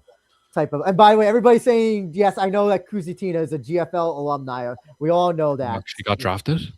Yeah, she got. I think everybody. I got drafted. I think I got drafted. You got drafted. Yeah. Yeah. This is listen, I'm gonna say right now, both of their striking is not at the level. Nope, not at the level. So I don't know if I want this to be a judo fight where they're just trying to take each other down with headlocks or whatever. But I guess the other thing I have to say is I think Ayaka, I think we're seeing the downturn of her MMA wise. That deep fight she had recently, she was not impressive at all. And she lost the fight before that. And She got subbed by Sura. yes. In the first round. Mm. Code Mayday says something interesting. He says the best non-title women's fight in RIZIN history. I don't know if I agree with that because Gabby Garcia versus Yumiko Hota was an absolute experience. Bomi Lee versus Noel. I guess maybe that's yeah. Oh, you could say Izawa versus Eugene Lee as well. Oh god, that was yeah. not title as well. Anyway, yeah. What do you you think that? Did I hear everybody say that Kuzitina is going to probably take this? Yeah, I'll go to Russian by decision. Same. Yeah, I have to go with her as well. I think she just looks better. She has an overall. She's from ATT as well. And her judo, I think, is a much higher level than Ayaka's. I don't think she'll finish Ayaka. Natasha's is a grinder. She's kind of like a Majima. She will not fuck up the win just to make an exciting fight. So she will, if she has a good position, she'll keep that position for the entire round, for better or for worse. I think also RIZIN is hoping Natasha wins because they just want to get somebody else for Izawa at this point. They'll take anybody. Yeah, most definitely. Anybody, whether it be Kate Lotus or Kitty Perez, Oh, no, not Katie Perez. Anyone? No, not Katie Perez, but she's a Combate Global vet. Man, I'm like, no, please, no. Anyone but her. Begging Shingo, please don't do that. Please don't do that. Or Hafid, probably Hafid's watching in silence right now. Anyway, next fight, flyweight. Shinryu Nikazimulo Zulu. We're going for the ringer of all the people involved in the flyweight tournament, and this was picked in the randomizer. Both, I thought Zulu had cracked the code of Horiguchi, but apparently he did not. But Shinryu, we know Shinryu. He's now ATT coded Shinryu. So for better or for worse, depending on who you ask. What do you think about this fight, Dean? Yeah, Shinryu is one of the best Japanese flyweights. Young dude, made the move to ATT. Now as the rite of passage for all Japanese flyweights, he has to beat Zulu. He's actually a pretty good fighter. He can grapple a little bit. He's got a good outside kicking attack. But when I watch Shinryu, I get reminded of like a tiny Japanese GSP. I think at some point he's going to get the takedown. And we'll probably see him either control the whole fight or get a finish on the ground. Your thoughts, Sam? I actually don't foresee great things here for Shinryu. I don't think he's that dominant of a grappler on the ground, and I do believe that Zulu, he's kind of like a scrambly guy, right? He got up got up from the ground in a lot of these positions when Horiguchi was fighting him. Definitely can work his way back up to the feet, but I guess it's depending on what version of Zulu shows up, because his last performance was really, really left a lot to be desired, I think. He did blame it on the sun, I think, or the I thought he blamed it on the winter. Didn't he blame it on the winter? I think he blamed it on because in South Africa, the summer is like the winter, I guess. But in Japan, it's a hot summer. So I don't know, something like that. He looked injured. He looked kind of like something with his eye. Got like kind of dominated by Ito. I don't think Shinryu Trinity doesn't. I think he even kind of gassed in his last fight with Hiroya. I think that's always been a problem with him for some reason. Is just he has cardio issues, despite the fact that he's like fucking ripped as fuck. Tisan says Zulu said Japan's humid summer was very bad and he got sick and threw up a lot in the bathroom. So yeah, I guess you were right, Sam. It wasn't the winter. That's fucked him up. Anyway, so if it's April, okay, it's not as humid right now. And well, Fukuoka South actually could be quite humid, so we might have have. This is changing the pick already. Yeah, I was gonna pick Shinryu. I think Shinryu would just grind out a decision. I think he would probably, I think Zulu's a much better striker, but I don't know. I think Shinryu just has that ability to just grind out fights to the way to get his wins the way that he needs to. I think, if I could just say, I think my brain is leaning Shinryu for a dominant grappling decision, but I think my heart lies with Zulu. Like, that guy is really, really fun on the feet. He does do a lot of damage as well. He does, but also I think Shinryu is not gonna, as soon as he takes a punch and he says, of course, he'll be shooting for legs. Yeah, shoot for legs as soon as the fight starts. The other thing is also, don't forget, we're in a very shitty cage, so that'll make Shinryu's grappling a lot more easier to apply. Only reminded now. Dean, I feel like you want to say something. Was there anything you wanted to add to that? No, man, just the cage is just a different animal. It's not classy, but it is what it is. It's a lot easier to achieve takedowns. Mm-hmm. So yeah, I base it also on that. I think I have to go with Shinryu to win this one, unfortunately. Sam, you said Shinryu. What are you thinking? But for the sake of me going positive on this card, I'll go Shinryu. But if Zulu wins, I told you so. Yes. Dean, you said Shinryu? Yep, Shinryu. Okay, great. And we're going on to the next one. This will be an interesting fight. Yoshinori Horie taking on Patricky Pitbull. So, I have to say, though, if you had asked me like 10 years ago who wins this fight, I would easily pick Pitbull. Yeah. I think now, though, I'm nowhere. You couldn't have forced me to pick Pitbull even by gunpoint. But I don't know. Sam, do you want to try to convince me otherwise, or no? No, Jesus, no. Okay. Pitbull is uber washed, like more washed than his little brother. Yes. Offered pretty much nothing against Nomura. And while Nomura is like a younger, gifted striker, very hesitant to throw until kind of the third round. Kind of just got battered, caught open real bad. I think Horie is just going to be more of a active striker here. Probably wins by decision or possibly knocks him out. Heavy hands as well, in fairness. Tisan said that Shinryu said that he trained with Pantoja and said that Pantoja is way better than him and needs to take a while to reach his level. It would have been funny if he trained with Pantoja while Pantoja had the broken arm and it was just like, or the elbow, and that's just like how bad Shinryu is. That he couldn't even hang with a broken elbow. Pantoja. Anyway, Dean, thoughts on this fight? On this fight? Yeah, Horie's he's a durable guy. He's 10 years younger. A vicious puncher, ground and pounder. Patricky still has it a little bit, but if you know what to watch out for, you know that he's going to throw in combination, and the bursts aren't so often these days. You just kind of have to watch out for that one big attack that he'll throw in like a burst.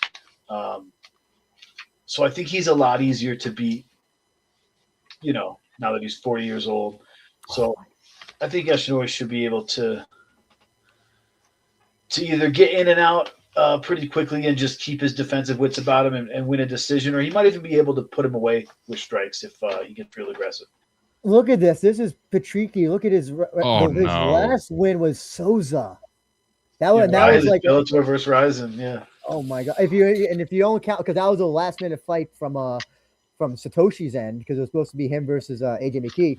Before that, his only win was Peter Queally, 2021 Bellator. So, by the way, is this Pitbull? Is he more of the grappler one, or is that the UFC Pitbull? I always forget which one is more the grappler one. I think Patricio is pretty accomplished, or not accomplished, but he's pretty like he has the grappling, but I don't think he's ever outrightly grappled like in a fight. I think it will be Patricky, I guess. Like I'm not too clued in on Patricky pretty like RIZIN era, you know. Okay. I get them still confused to this day. I still have the Chihiro problem where I still, well, I'll forget which one. Oh, that's the one I meant to talk about. Let's see. Oh, Ike says, who's more likely to grapple? I don't know if either are gonna grapple. That's what I thought. Pitbull. Yeah, Pitbull would grapple. He would grapple, but I don't think this is the one that this guy ever grapples.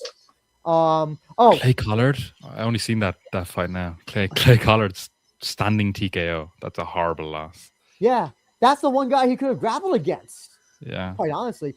Tenya. Oh, Code Day says Tenya would have been better for Patricky on this card. So then you do Zhumagazy versus Horie, I guess.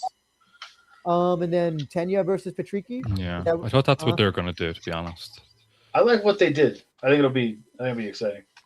I don't know.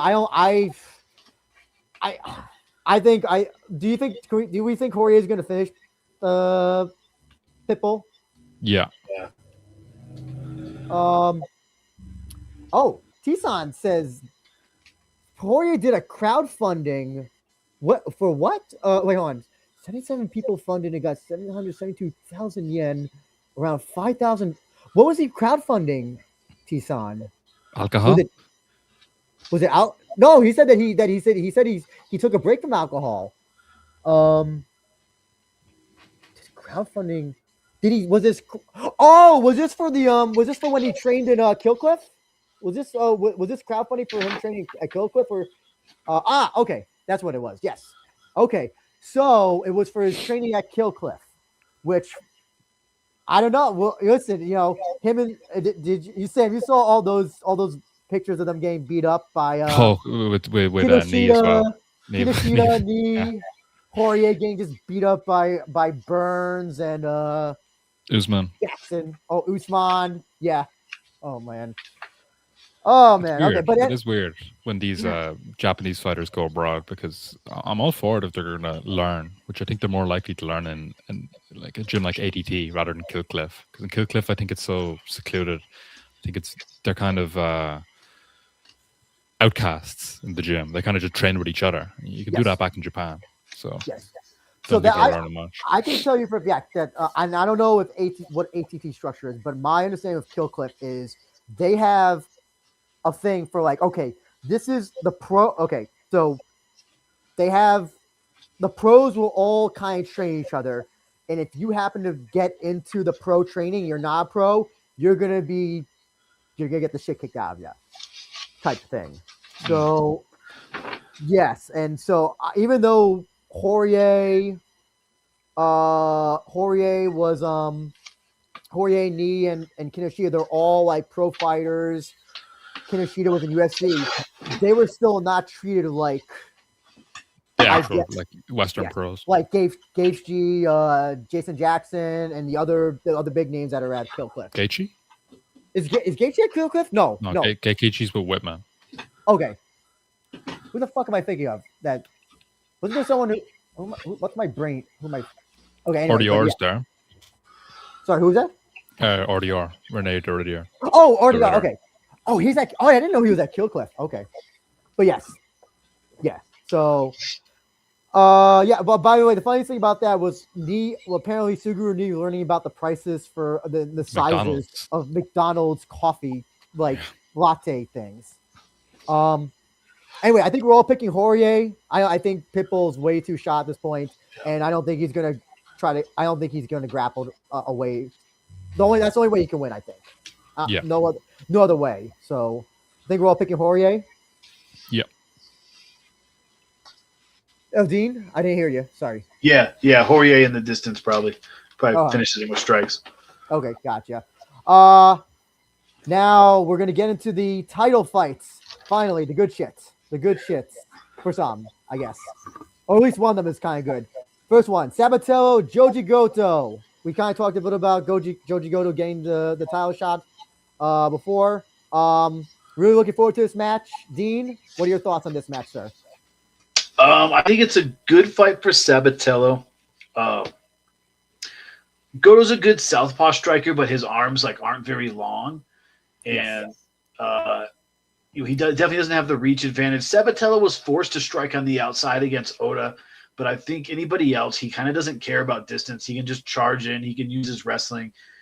He's taken down better grapplers than this before, and I think the new rule change for the scoring, Yes. kind of makes it more of the universal scoring where each round matters. I think he's pretty good. Some guys, you hear him talk and you're like, okay, this guy's not going to like ace a Mensa test or anything, but they end up having like good game plans or good fight IQs. Think of like a Sean Strickland. Like you wouldn't think of him as like an intelligent guy, but the way he fights and the way he can like make adjustments and game plan, it's just like a skill that he has. Kind of the same thing. Like I think Sabatello has that. I think he's really good at the game planning, the winning rounds, the making adjustments, listening to his corner. We saw that in his last fight, which I think ironically, if they, on New Year's had the new scoring, maybe he wouldn't even be champion. Maybe he shouldn't be 3-0 in RIZIN. No, he should. But he knows how to. Yeah, he knows how to give himself the best shot at winning each time, and I just think it's a good style match for him. He can score from a distance without really too much threat. I think like Goto's two twisters were kind of like overhyped because he's not going to take his back standing, and he's not going to have the control he needs. Plus, like he kind of like powerhouses a lot of stuff on the ground like that when he gets the back. Yeah, he's got a chance. He can maybe get his back in a scramble or catch a guillotine or catch him with a punch or something. But I like Sabatello to pretty much just bank all the rounds and win a unanimous decision. Yeah. I kind of say this, like you can't twist her. Most people you cannot twist her because there's only reason why like everybody remembers the Korean Zombie one. Like I think that's the only time it's ever happened to UFC, and then the other times it's been in lower level matches. Yeah, twisters they're fun. They're fun. It's a fun way to end a match, but for the most part, you can't get them unless the other opponent is like absolutely clueless what you're about to do to them. You're a jiu-jitsu guy. You know when someone's about to try to twister you, right, Dean? You can. For sure. He's not gonna. Yeah. He's not gonna twister Danny Sabatello. Yeah. I'm going to ask you, Sam. I kind of have a feeling what you're going to say, but you can still go ahead and say what you think about this fight. Well, it's horrible because it's Sabatello's involved, right? Like I think it's just going to be like a generic Sabatello decision. Unfortunately, I don't see Goto being able to wrestle up to his feet and do enough on the feet to like bank him rounds at all. I think if Goto's going to win this, it's going to have to be a one-punch killer on the feet, and I just don't think Sabatello's going to give him the space or distance kind of required to land that shot. I think that Sabatello's going to manage his distance relatively well, and then he has really nice timed entries, so he's going to be just able to duck under Goto, get to the ground, and take 3 rounds, unanimous, 30-27. Yeah, I think it's definitely a case of only way Goto wins is by strikers. I'm so sorry. Excuse me. Puncher's chance. I think he's a much better striker than Sabatello, but yeah, kind of like with Shinryu, he's not going to allow himself to be put into if he's in danger. Hail Mary takedown, single leg, hold him against the cage. And especially with this new rule set, I think it probably favors Sabatello even more, his style, 100%. So even if Goto were to outstrike Sabatello 7-1 or whatever, if Sabatello's getting those takedowns and what do you call it? The 3D, was it damage? Duration was one of them, I think. Duration and I'm forgetting the other. No. But yeah, if he gets the duration, Sabatello is going to win pretty handily on the judges' scorecards. Ike has an interesting question. Who do you think RIZIN wants to win? Sam, who do you think RIZIN wants to win? Oh, Goto, 100%. It's because it just opened more Japanese champion, and it gets kind of Sabatello, because I don't think they're going to exactly do like an instant rematch for Sabatello if he loses here. And I just think they're going to kind of keep him away from that title contention kind of sphere after this. he's going to be gone from this. I don't think Sabatello, or don't think RIZIN rather wants Sabatello to be a champion. He doesn't draw any fans, and don't think anybody cares. He's boring matches. He wants a sticker. He got his sticker. Yeah, he got a sticker. He got a sticker. Sorry, he got the sticker. Oh, okay. That's why. Okay. Yeah. I mean, like, I think Japanese fans, it's not like they dislike him, but I don't think they couldn't care less. I think they like him ironically. That's what I think. I think they probably feel pity for him, right? No. I don't think it's pity, but I think they like him. Oh, it's a loud talking foreigner. It's funny to them because Japanese don't do that. It's they like it ironically. They see the entertainment value. It's also kind of, I don't want to say it's new to them, but it is kind of like it's not common for someone to come in and just call his opponents a bitch, and they say he fucking hates them and all that stuff. So I think the last American or foreigner who did that, I think, was probably Cape. Cape would kind of just do that stuff. Cop, yeah. Or Cop. I'm always gonna call him Cape. I don't care. Yeah. Cape. Yeah. What do you think, Dean? Who do you think RIZIN wants to win? Heel champion always sells the best, so I think it's always going to be that story. Can a Japanese guy beat him and take the title back? And I think they'd actually rather hold it to a bigger event with somebody a little bit more popular getting a shot. They can build it up more and kind of make a big deal out of it, and then when he loses, never give him a rematch again. That's interesting. Hey, listen, if Kai loses his fight and gets cut, and then they have a show in Nagoya on New Year's Eve, apart from the fact that's one of my predictions. So yeah, listen, could always do Sabatello versus Kai.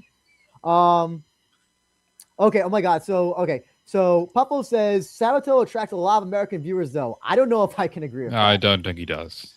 What is a lot? Like dozens and dozens? 30 people overall since he got signed. I don't like. Okay, I'm trying to remember. Like Patchy Mix legitimately got people. I saw got American viewers to attention. Yeah. When Sabatello got the fight announcement, there was not the same. It was Patchy Mix. Nowhere near. Yeah, nowhere near. Patchy was ex-UFC, right? So it's natural that they wanted to go over there and see him. But Sabatello's never fought for the UFC. I don't think the casual fan is clued in on who Sabatello even is. No. I think, I would say.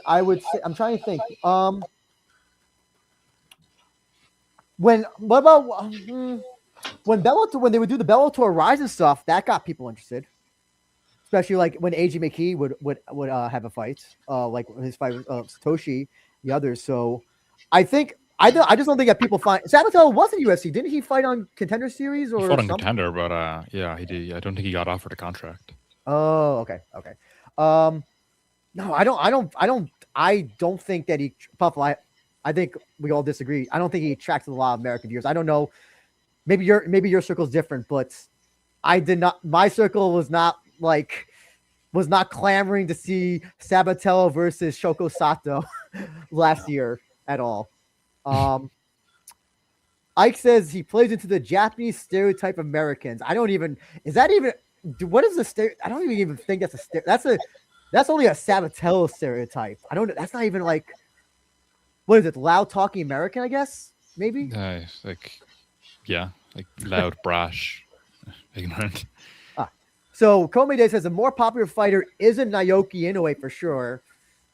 In Japan. In Japan. Okay. In Japan, he just is. Who would be the most popular? Who can't be Kota Miura technically, right? No.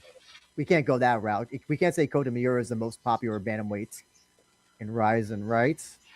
Maybe. Would it be Cozy? Ike says Fukuda. I don't know. Not Fukuda. Fukuda doesn't have fans. To the level where they're traveling around for him. But I don't think Miura has either. He's a lot of non-martial arts fans who might like his Instagram. But that's a tough one. Oh, okay. Catfish. You might have something there. With Catfish, I think. I don't know, Dean, who do you think might be the most popular bantamweight in RIZIN at this point? Without the Asakuras right now, yeah, it's tough, man. Code Mayday says Ando. It's weird. Yeah, any of the ones you think are popular from something else or from kickboxing or like an actual like fan base outside of MMA. Okay, like the most experienced guys, like they wouldn't have a chance at winning the title, you know? So T-san, he has actual Japanese person says this. Japanese audiences think Sabatello acting more like a pro wrestler since he always comes prepared and appeals to find the next opponent and says bad words about the next opponent. So, yeah, right then and there is what makes him stand out. Problem is that we've been putting up with Sabatello. We've been hearing Sabatello talk like this throughout his entire career. So the other thing also is that he's one of those. He has the Juan Archuleta problem where he's like, I'm gonna kick this guy's fucking head off, and then lays on them. Never does. Yes. Oh yeah. So we're all picking Sabatello by unfortunate wrestling takedowns. I think. Decision. Yeah. So actually, in answer to the thing about if they want, I kind of see your point, Dean, about the heel champion. I see your point about that. I think that makes a lot of sense. I kind of get that. What do you think, Sam? Do you kind of see that? I do in a way, but I just think like if for a heel champion to draw, they have to have something else in the trash talk, right? Because it's like Danny Sabatello is a person, Danny Sabatello is a fighter, two completely different entities. If the heel shit doesn't play into the fighter, like it's ultimately pointless, I feel, because he's not like flipping people off in the ring, really. Maybe after the fight, but I don't know. Our buddy 128 says Goto being Shorty and Sabatello back to back would make him legend. That's who the most popular 135er is Shorty. Answer right there. Right there. Yes.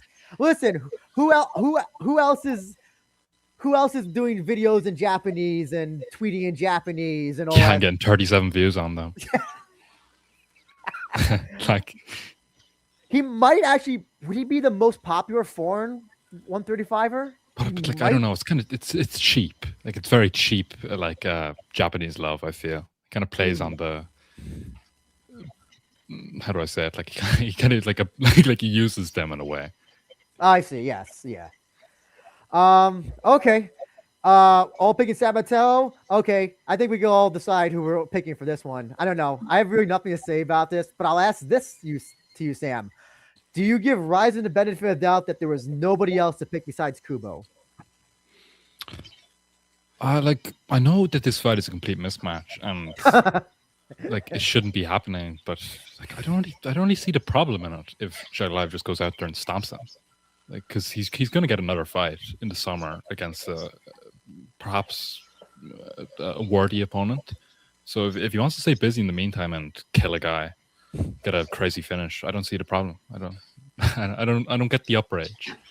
I think Komede, if you're still in the chat, you can probably make your case for why you're not happy with this fight. Dean, what say you about this fight? I am outraged. I don't know why this is happening. I do, because psychologically they're putting it in their head that they're showing this ex-K1 champion getting beaten down by the RIZIN champion. It's all a psyop. But no, for real, Kubo, it's interesting. I think it's because of his name, because of how popular he is, because he fought on New Year's Eve for about 3 minutes. And then before that, it was a whole year, the New Year's Eve before, where he got smashed. So the champs won 3 times in that span. Kubo has won no contest, so it's not even though he was looking good in the fight until then, there was only so much. So I think his key to victory, kind of the same. He needs to establish his power early. He can't let Shaydullaev pressure him, because even if he doesn't land the big shots, he gets a takedown. It's over. It's almost impressive that Yuta Kubo's lasted, the longest, I think, out of most of his opponents, or all of his opponents in RIZIN. But I'm worried that it's just because of his toughness, he's just going to get hurt worse. It's going to be like the Miku fight where the referee gave him every chance and he just got hurt for longer. And Yeah. Shaydullaev's on top of him. Like, really, I got to keep punching this guy's corpse. So it might get kind of ugly if you try. You know, we're gonna see how much heart he has, how much he can take. Maybe the champ will just choose, you know, a submission. It'll probably be like a choice if he wants to TKO him or finish him with a sub if he gets him down. And I think he just has to do, you know, what he did in the last fight, and he's gonna get the same outcome. I think it's hilarious that the way that if you're trying to sell this fight, it's like, oh, he lasted the longest, but he probably, I mean, other than Mikuru, probably took the worst beating out of all the opponents that he has faced. Like Kubo's face looked like it had been run through with a truck, knocked out and choked out. Like, was he choked out? He tapped the strikes, but yes, yeah, he did the crank. Shaydullaev put on him right before the final blows were like he was out. He was not out, but like, you know what I mean. He was done. Yeah, he took unnecessary beating. Like, he was waiting to quit since the start of that second round. Maybe arguably the end of round one. I also think it's crazy. My brain was not thinking. So yeah, he had the fight with Dalbeck, no contest, and the fight before that was a Shaydullaev fight. I thought for some reason the Saito fight happened first, then the Shaydullaev fight. The Saito fight was in the summer. Yeah. Of 2024, and then New Year's Eve was the Shaydullaev fight. So bro probably was the first person to walk through the door. He probably was the first person to walk through that door when they announced it. T-San says in 2025, Kubo spent 30 million yen to become a political candidate and lost. I don't know how much 30 million yen is, but that sounds like a lot. So maybe that's why he's taking this fight, because he would take it for any sort of money to pay off his political debts. Okay. So 128 bits says Karamov was another option. He did lose his fight though against. He's injured. Oh yeah. He tore his ACL. Apparently. Let's see. Komei Day. Okay, Komei Day. Here's your thoughts. RIZIN isn't building up to the next challenger. It has to come from PF now. RIZIN should be building up to the next challenger, but there's no one there. They're depending on PFL to come in and save their ass. Something I've never thought would ever be said ever. PFL come in to save the day. So, yeah, I mean, could he have done Kleber? At least, unless Kleber's injured. I don't think he's injured. So no, I think the Kleber rematch is even less of a like it's even more of a more pointless fight than this one. You can make the argument though that maybe that it was stopped early. I know Kleber always thinks whenever he gets finished, like it's always on. He doesn't lose. Same thing with Karamov. So, but like I'm just trying to think. Like I was trying to go through the brain, and like thinking like who could they do? They couldn't do Jin. I picked Inoue, but then he went to road to UFC. I think someone said Yuito Yanagawa, but he also went to road to UFC as well. I know Komei Day suggested some people from like, what was it? Was it like Uzbekistan or Kazakhstan somewhere? But apparently they all trained together at some point, so those guys are X'd out, I think. Yeah. What do you think about just giving Gallagher the shot? Would you have been okay with that, Sam? I wouldn't have minded it, to be honest, but I think RIZIN is a Japanese organization and they have Japanese fans. So if they plugged Gallagher into the fight, I think it would even less of a kind of an attraction than if Gallagher was plugged in, nobody would have cared. Shaydullaev walks through whatever. Shaydullaev walks through Kubo, you know, at least Kubo's little fangirls in the arena can be jubilant and jumping up and down until he gets finished. I think there's more tension there. I think I saw you shaking your head, Dean. I saw you shaking your head when I said Gallagher, and you're like, nah. Not yet. Anyway, if he puts together a couple wins, you know, in RIZIN, you know, we can see it. But I wouldn't mind seeing Kleber again. I did think it was a little early, but aside from that, I just think he has the style. I mean, look at the way that the champ smashes everyone. Like, who has a style that if they get taken down can pose a threat or, you know, can throw up some submission attempts? So why not? If it's something to watch versus just watching a feeding every time, then he's You know somebody who who has a path to victory. I'll say this. I think I know. You know who I blame for this whole time. I blame Nazimov. If he hadn't knocked out Yeah. Satoshi, we might be able to talk about Satoshi versus Shaydullaev fights. And I think that I don't know. What happened? Oh, okay. Oh, okay. Okay. Okay. Someone, Pofo said Ren. Ren is not. I don't. Ren No, is like- no. Ren is. I don't consider. No, he's Squashing no, Ren doesn't do anything either. Yeah. And also, who knows? He doesn't even. I wouldn't even trust him to fight at this point, or even make it to the fight day uninjured, or Yeah. even try to stay uninjured. And anyway, Mhm. Kome Day says tickets sold out regardless of Kubo on the card. Yes, that is true. Yeah. Oh, T-San says Ren Hiromoto mocked Kubo as Kubo face looked like takoyaki, the octopus ball. Okay, that's funny. T-San says that during the 2025 summer election, Kubo said 2005, I think you mean 2025. If I became a politician, I'll continue to fight. If I lose election, I will retire from the fight. He retired only for about a half a year. Okay. I mean, it was kind of obvious that he wasn't going to win anyway. Oh, Ike says Shin Haraguchi. He's a I'm trying to remember which organization he fights for. Is it Gladiator or Gratchan that he fights for? I don't know, but it's not a good one. Okay, yeah. And also he lost to someone recently. But yeah. Oh, what about Matsushima? Koyomi Matsushima. Who's facing Ryan Cafaro next month. Think that I would have rather that than Kubo, but I'll stick to the point I was making from the start. I just don't think anyone you could have plugged in here would have made a significant difference. Oh, Shin Haraguchi's from Road FC. Thank you. I don't know why I said Gratchan or Gladiator. I mean, yeah. Listen, this is a busy fight. I'll be honest. I think I put Kubo's chances at winning at how low can I go? Lower than 0%. Whatever. There's a greater than 1% chance he dies in the ring. Yes. Listen, the only way that Kubo wins is if somehow, I don't know, he survives the first round and Chad breaks his toe or something, and the referee notices or something like that. Some weird, like a Jones Shell situation. Jones Shell situation. Yes, yeah, exactly like that. Yeah.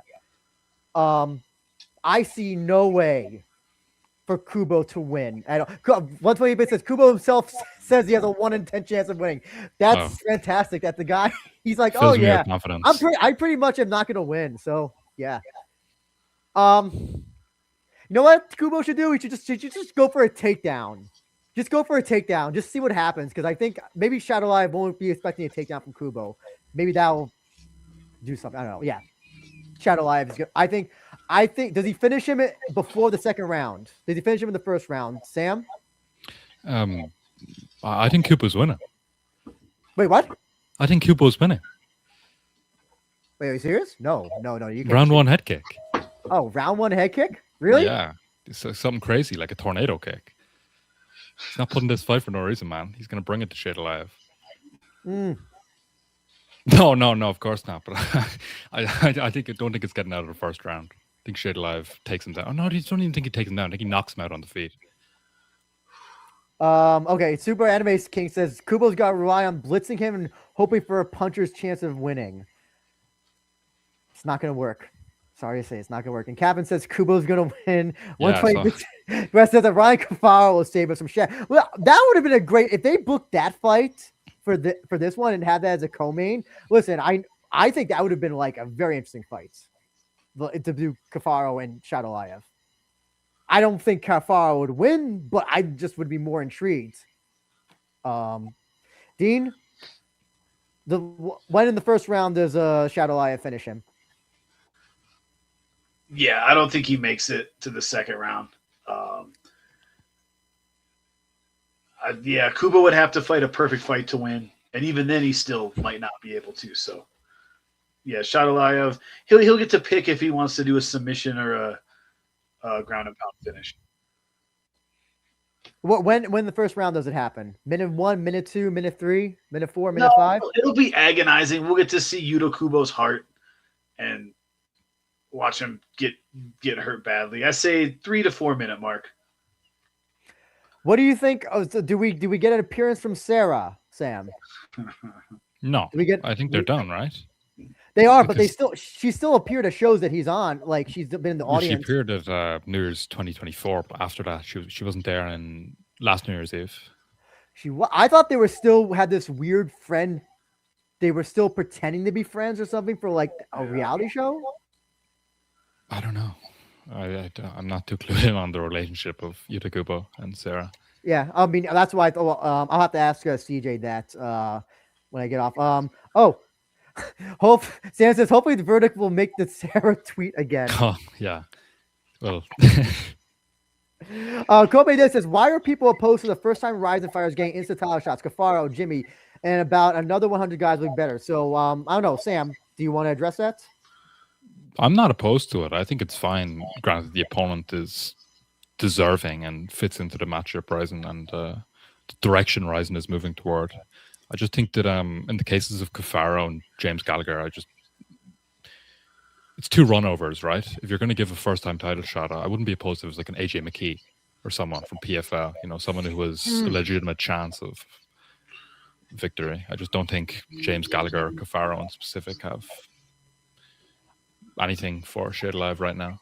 Well, I would think that I saw people suggesting AJ McKee also as well, but I think we all knew it was going to be a Japanese guy at least. Yeah, of who they're course. going to pick. Dean, are you against the first time people getting the title shots?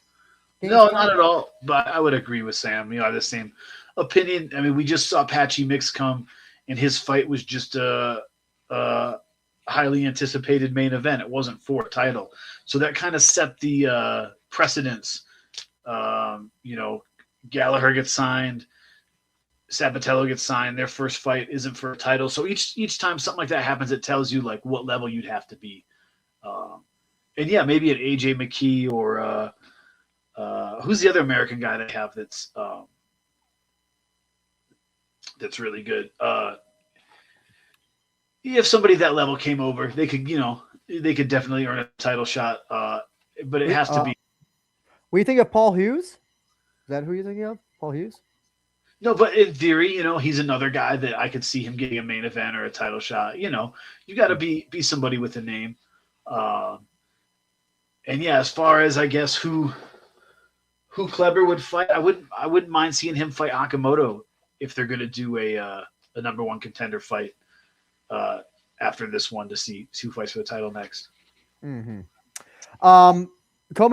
So this is we presume this will be the main event, probably, right? Oh yeah, it is. It's been advertised as that. That's what I thought too. And plus, Shad's body is like in the middle, so I just at the poster, so I just assumed it's going to be that as well. But yeah, actually curious to know as well. I'm curious to know, Sam, do you think they'll make any announcements during the intermission? Hopefully, right? You'd imagine they would. Well, they're doing so many. They're doing so many fight announcements now. I don't know what else they could announce at this point, other than maybe the shows for the landmark shows in Sendai and Hiroshima, right? Yeah. Maybe something there. Yeah. I guess that's all they could do. Well, they can do, because I think 53 is almost done. Yeah. You'd imagine 14 fights already. Yeah. Yeah. And what do you think, Dean? Do we think they'll do any announcements? Yeah, I think we'll hear something. I think one of the reasons that kickboxing fight is so early on the main card is they're trying to time it with that K1 show going on the same day. So I think they know what they got to do here. We're going to see the competition really bring the best out of them. Super Anime King, no, Parnas from K is not coming from KSW. Who knows? Well, after his paycheck from MVP, he may decide to not even go back to KSW. He may just take a fucking vacation. So, yeah. I thought Parnas was never going to come to RIZIN. I wish that stupid article never came out, that like him saying, "Oh, I want to fight." Yeah. Oh, yeah. That really like mistranslation, just a clickbait. Yeah. He's never actually explicitly said he wanted to fight in RIZIN. Yeah. Yeah. Oh, here's something interesting. RIZIN needs to book June before one announces their May event show, which have Onpo and Christian Lee, because Christian Lee is gonna sell out that whatever arena they're gonna book. The Dome. Oh yeah. Oh yeah. They gotta announce it. Would they announce the Dome, or would they wait for 53 to announce the Dome? I would think they would wait for. They probably wait for 53. That's what I would think. What do you think about that one samurai show, Sam? What do you think about that show? It's like a load of shit. Like it's not built to last. It's not built to like beyond Takeru. I don't think there's any significant draws on the card. Aren't they also both having their retirement match? Aren't both? Yeah, it's for an interim. So Rotang's on. I believe he said he's not under contract. Oh yeah, I forgot. I'm not under contract, but I'm fighting for an interim title fight. So it's like a special one time. Okay. And then Takeru, it's his last dance. So I'm not sure why it's for a title. But yeah, like it's a good card. Don't get me wrong. I'm excited for the card, but I just don't think one are building something that's going to be long lasting for Japan or the market. I don't think they're going to like break into that market like people for some reason think they will. They only have one like big sponsor basically that is helping them with that. What one is getting help with. So that's how they're surviving. Dean, any interest in that one samurai show? In a vacuum, I mean, some of the fights are pretty good. Like, I guess there are going to be, good moments to enjoy, but yeah, it's just weird. It's weird seeing like the total difference in like, a K1 or something that will do a whole tournament in one night, or you have a lot of divisional relevance, and then like the one samurai, which really, yeah, like Sam said, not really built to last. It's just, here's some things you might enjoy, and then we'll see who's even left for the next one. So it's not the most relevant, but in a vacuum, each fight might have some cool highlights to enjoy. Maybe some cool combos to go train the next day. You know what? I think RIZIN is hoping that Itsuki Hirata loses her fight, because as soon as she is no longer with one, they are going to sign her. They're throwing that contract right in her face and begging her to come to RIZIN 100%. I'm trying to look at what there's like. I don't even really care about Haggerty and Yoza, really. Come on. I don't know. I feel like Haggerty is just not the. I feel like Yoza's just gonna run right through him. Yeah. No? That's my stance on it. I'm interested to see if there's any drama between. We're gonna get more drama with Marat and Kaito if Marat misses weight or whatever. Honestly, probably the most high level fight on this show, MMA wise, is the Miura Sawada fight. Yeah, I'd love to see Sawada and RIZIN eventually, but I think she's pretty committed to one. Yeah, and Miura, isn't she Miura dating Ursan? Yeah, I think so. Oh, RIZIN would love to do. They would love to do Ursan versus Jin, and Miura versus Hirata. They could both lose. They could both lose on the same card. Oh, okay. Oh my God, we got some chat stuff. Okay, I have to address this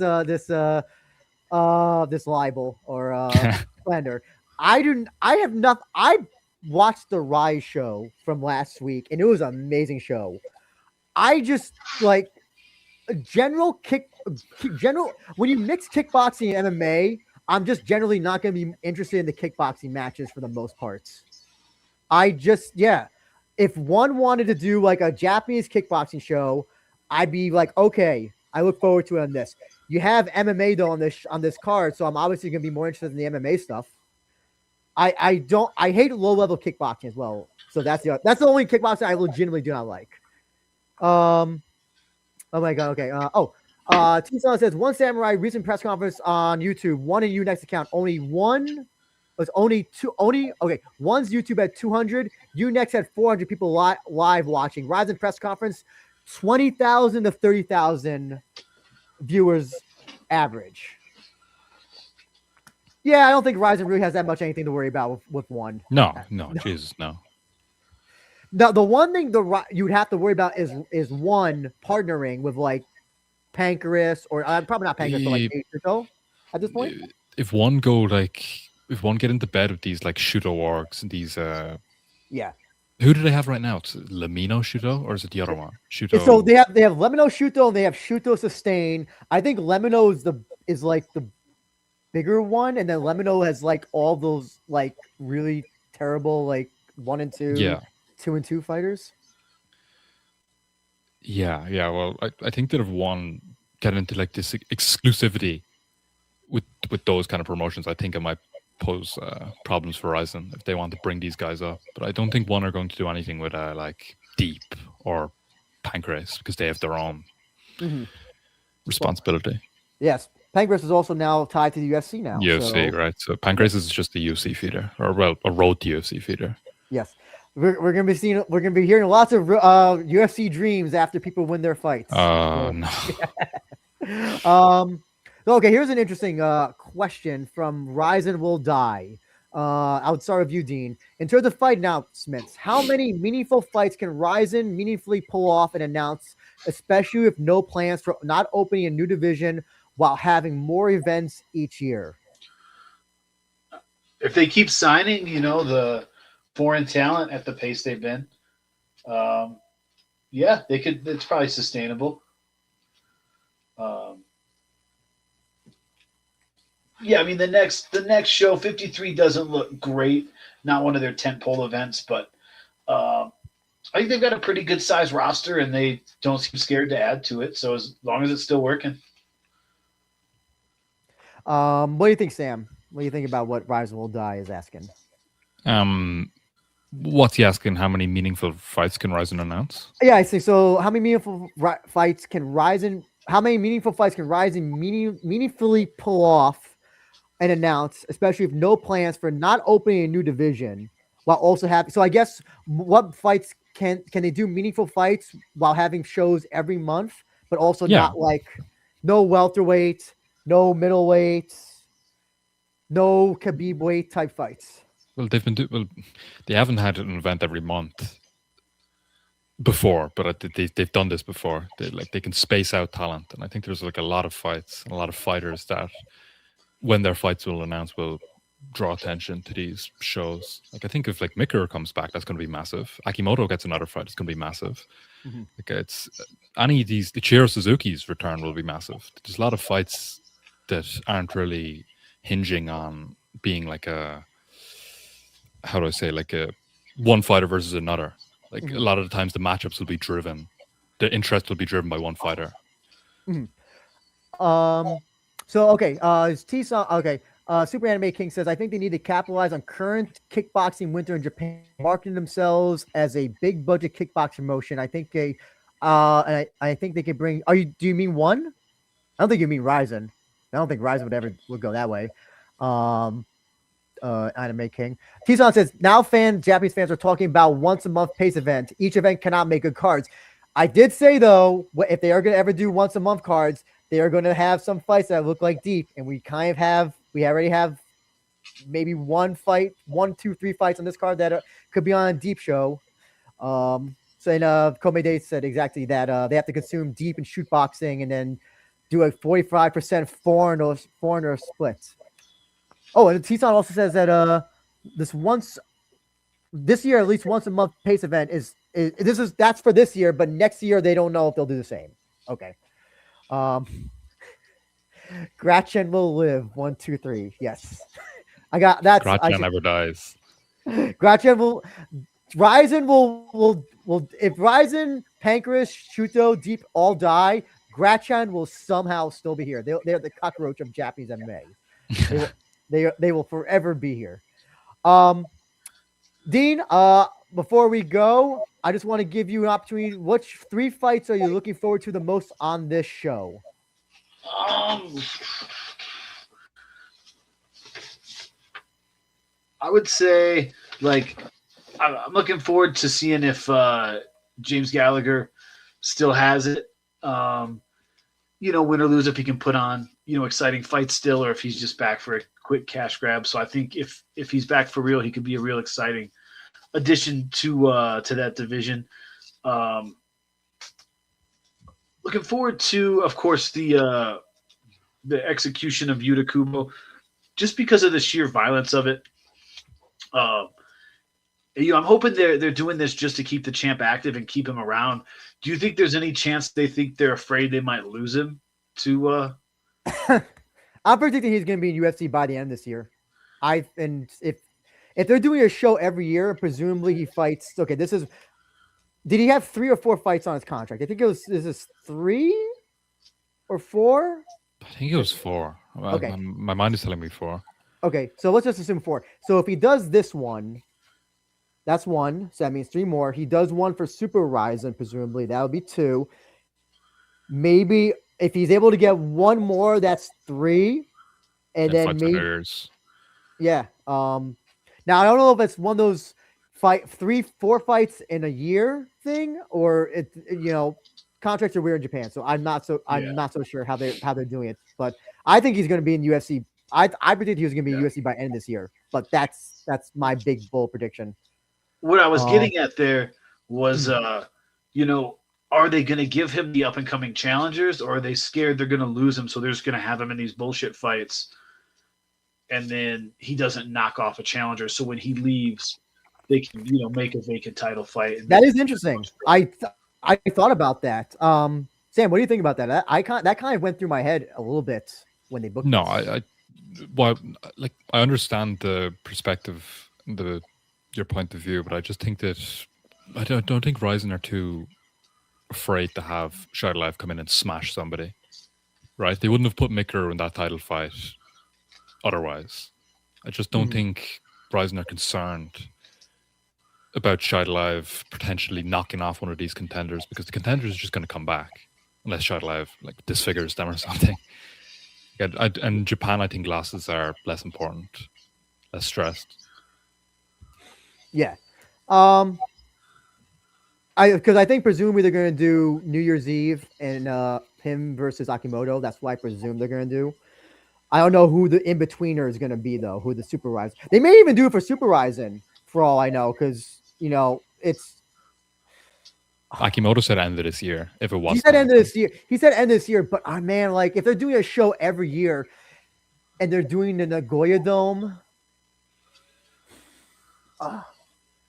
dare I say, do I think RIZIN's hoping that Kai gets cut from his contract so they can put him on that Nagoya Dome show? I really think that's what they're kind of hoping. Kai had a 3-fight deal, and as far as I know, he's getting paid extraordinarily well. Really, really, whatever you think it is, it was more. Yes. So if this is his 3rd fight on that contract. After the Smotherman fight, it'll be expired. Yes. And if they offer to re-sign him, I'm expecting it's going to be significantly less money. So maybe he just walks regardless, and RIZIN get him back. That's why I think as well. Because for Nagoya Dome, you would put somebody like a Kai or a Mikuru, and then maybe a Satoshi or Bonsai guy co-main. And so it's tough to think. I totally lost my train of thought now. Fuck. What was your question, Dean? Sorry, my brain. Yeah, we were just talking about the 3 fights we were looking forward to. Yes, but what was that? What was that? You said I was just saying about Shaydullaev. I'm excited to see him no matter what. I was just asking if we thought he was going to stick around, and if maybe that's the reason he's getting an opponent like Kubo is they're just getting him his fights, and maybe they'll save Akimoto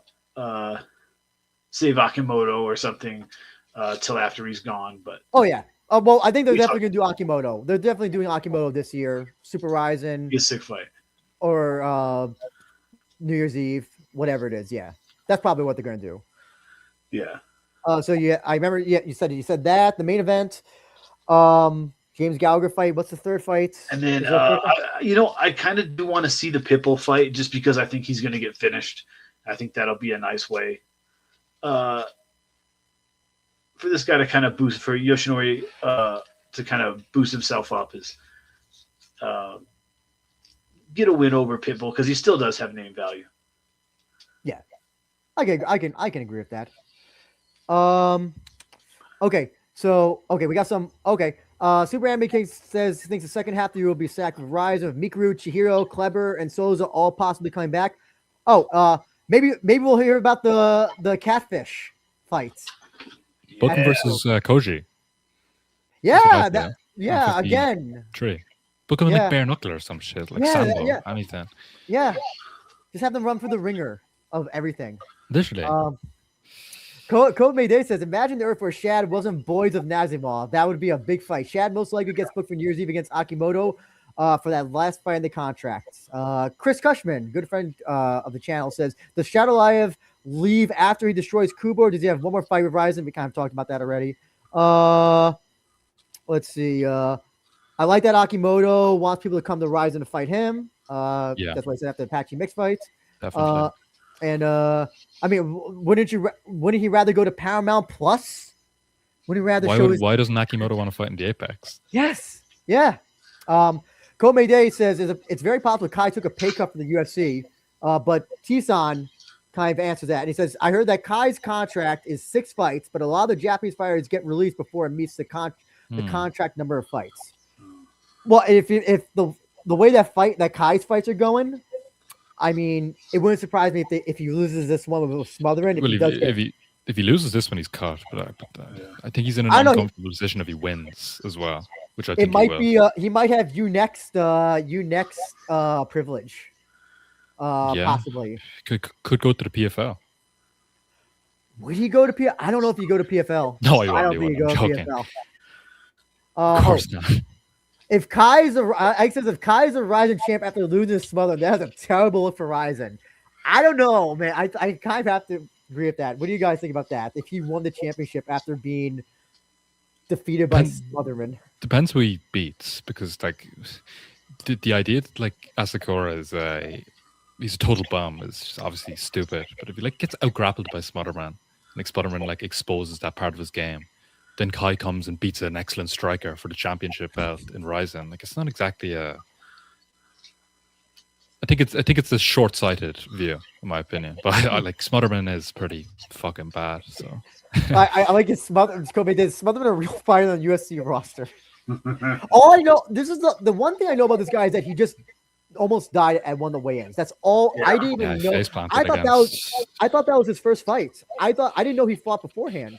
He fought Jake Hadley, he fought City, he fought somebody else. And like his fights are quite boring, if I do say so myself. He doesn't really do anything to an elite level, or he doesn't fight excitingly. That's PFL legends. Maybe Smotherman could become a PFL champion. Or they do the rematch. They do the Hadley rematch in PFL. I'd love to see that. Imagine if Smotherman loses, gets cuts, Super Ryzen 5. Is it Super Ryzen 5 that we're at now? Super Ryzen 5. Yeah. Fuck. That's a possibility. Sabatello versus Smotherman in the co-main. God. Everyone just leaves. Everyone just leaves. Nobody's watching. Oh, no, 128th degree. Sabatello versus Sabatello was a dream match. You heard him, folks. It's a dream match. If they go back to those like mystery landmarks where they just put it in like a warehouse, just an undisclosed location, maybe. Imagine if they did the whole X thing, Danny Sabatello versus X, and Smotherman walks out. Smotherman shows up. Fuck. I mean, imagine the sheer amount of quiet. If we're watching the next Ryzen press conference, it's like the announcer starts talking and Smotherman walks out. That's a dream. And then here's the thing: they don't do that. Remember, they brought Patchy Mix over. Imagine if they flew Smotherman over. Smotherman's over. To bring him over. Picture this: not even Smotherman himself, but the cardboard cutout of Smotherman is just there on the stage, just deadpan. It'll be hilarious though, because I don't think they've ever brought Sabatello over. They're just doing Sabatello on Zoom, and they have like the smother like cutout like the smotherboard. The smotherboard cut out right next to him, and he's just talking and yeah. Oh God. Fuck! This is. I want to see it now. I don't know if Smotherman's really cool fighter nickname though. When I hear Smotherman, I'm like, oh no, that's not a good name. Super Anime King has an interesting question. Why don't they use MMA promotions use Ryogoku Hall? It's mainly a sumo venue, yes. I think Rise did. Yes, did a show there. Yeah, they did a show last week, I believe it was at Sumo Hall. Oh, really? I think it was. Wasn't it? I thought I heard them say Sumo Hall. Remember Yaman's last Rise fight was there, I think? Maybe I'm incorrect. So also, here's the other thing about Sumo Hall. It's actually not a big arena. And they don't, the way that they do seating is very weird. It's very high up. It's high up, but it's also not chair. It's not like a seat. You kind of sit in a box. So sometimes you'll buy you can fit, so because Japanese people are small, you can fit like 3 people in like a box. So you could be also seeing someone next to someone who you don't know at all. And you're sharing a box with them, if that makes sense. So you're sitting cross-legged, or you're sitting on your knees, and you're watching sitting on someone's lap. No, but that's the thing, because since Japanese people are smaller than most of us, like you're not like taking up their space. There's enough space for like all 2 or 3 of you. So yeah. So the other thing is Ryogoku's 11,000 total, like T-san says. That's pretty small for arena. That Ryzen, Saitama 30,000, Tokyo Dome, whatever. Yeah. Oh my God. What is Komei says Ryzen should sign Smotherman if he loses the Kai and gets cut. He would have name value for a foreigner due to the Kai connection. Ooh, I don't know. What do you think? Why don't Ryzen sign Tim Elliott? Why isn't they poach Tim Elliott? Yeah, or Jeff Neal. Yeah. Dean, does that make you want to see Smotherman if he loses because of the Kai connection? No. I want to ever see him get punched in the head again after the last video. Okay. Oh yeah, and they used to do the boat fights. Yes, and the Inoki tribute show as well. But yeah, it's a small arena. I've been to it, and also the other thing is, Ryzen shows are also 7 hours, 8 hours long. And again, you're not sitting in a seat. You're either sitting on your knees or you're kind of like sitting like cross-legged. I don't know if you could do that for 7 or 8 hours for a Ryogoku, for a Ryzen show, which goes on for a long time.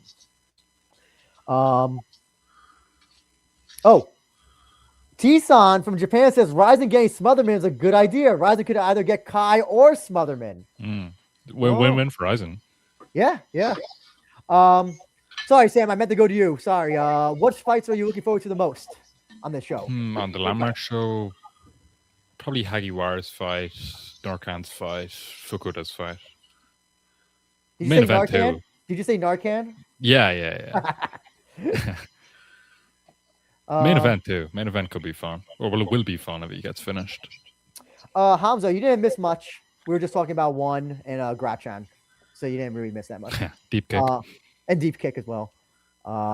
You do not understand the happiness, the smile that comes on my face when my deep kick notifications goes off and it's new video uploaded. And it's from like 2 or 3 months ago. It's like an event from fucking like pre-pandemic. Yes. It's like when people like find it's when like like in the WWE vault they discovered like The Rock versus HBK or something. Yeah. Somewhere deep in that vault, and it's like release it to the world. Yeah, like when Shuto releases their stuff like 6 months after, like I'm like I don't give a fuck, But like when I see Deep Kick and it's like so happy. Warm. The movie is anybody gonna go see that new movie? The one movie, Russell Crowe. I think it comes out next week or this week. We could do a movie review. Oh God. My favorite. Does anybody remember that Russell Crowe movie, the Road Rage Russell Crowe movie? What was it called? I don't even remember what it was called, but it was Russell. The funniest comment I heard was it was just basically a documentary on Russell Crowe and a day in his life. It was called Russell Crowe Road Rage. It was called Unhinged. I've seen clips from this.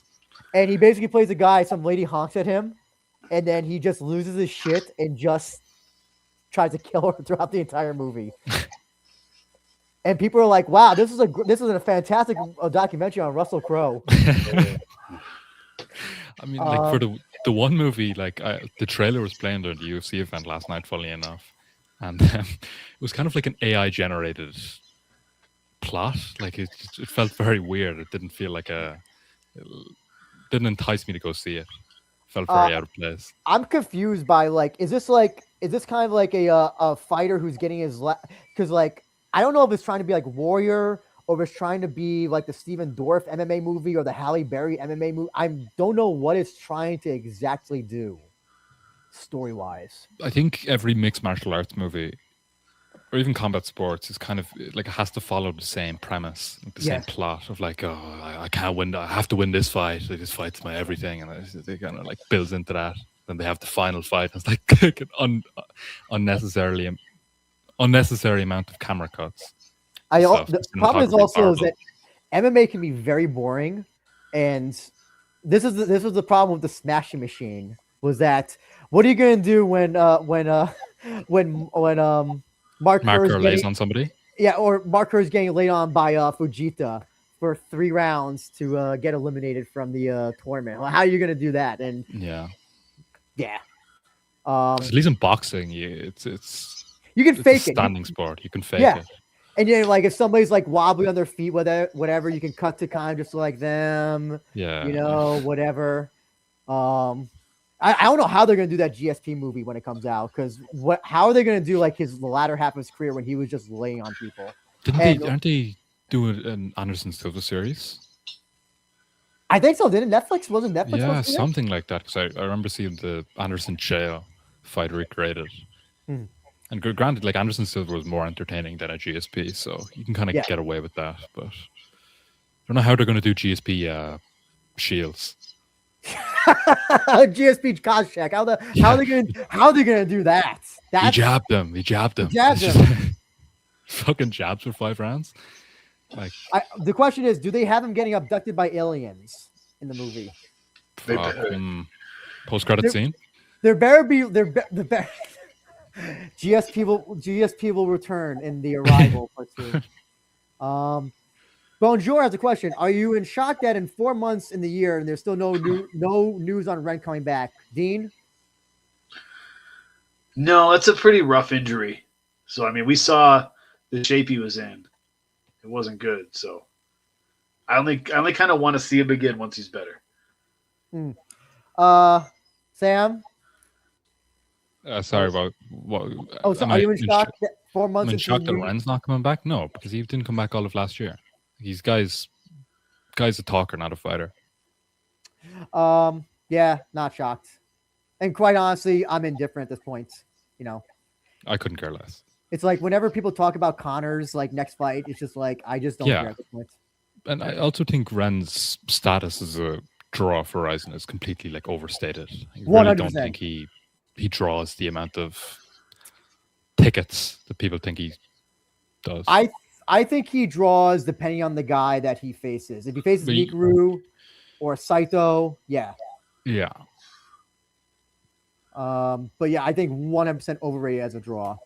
And listen, if he really was a draw, I think RIZIN would probably try to like entice him to come back. But I don't think they would be featuring him a lot more if they really needed him a lot more, I think. Yeah, of course. I think the Mikuru fight will be massive. Second one, if he does come back. Yeah, 100%. My 3 fights, I'll just quickly say Zhumagazy, Tenya, Gallagher, Majima. Oh, by the way, show's entirely sold out as well. Don't know if I mentioned that before, but entirely sold out. Oh my God, I'm forgetting the other one.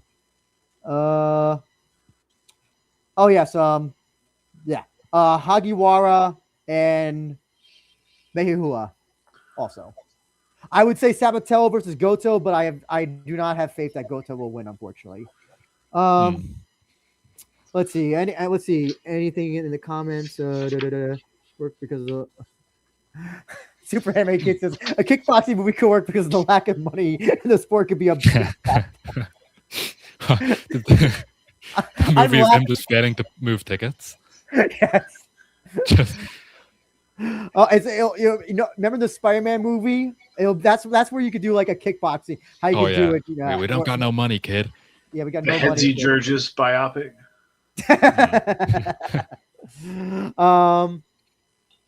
PEDs ruined the fans' image of Hiromoto. I don't even think that had anything to do with it. No. I think Japanese fans are indifferent to controversy. Yeah, I think that's indifference. Okay. Sam, where can people find your great stuff that you make? People can find me on X, Instagram, Samaround, same thing. Find me.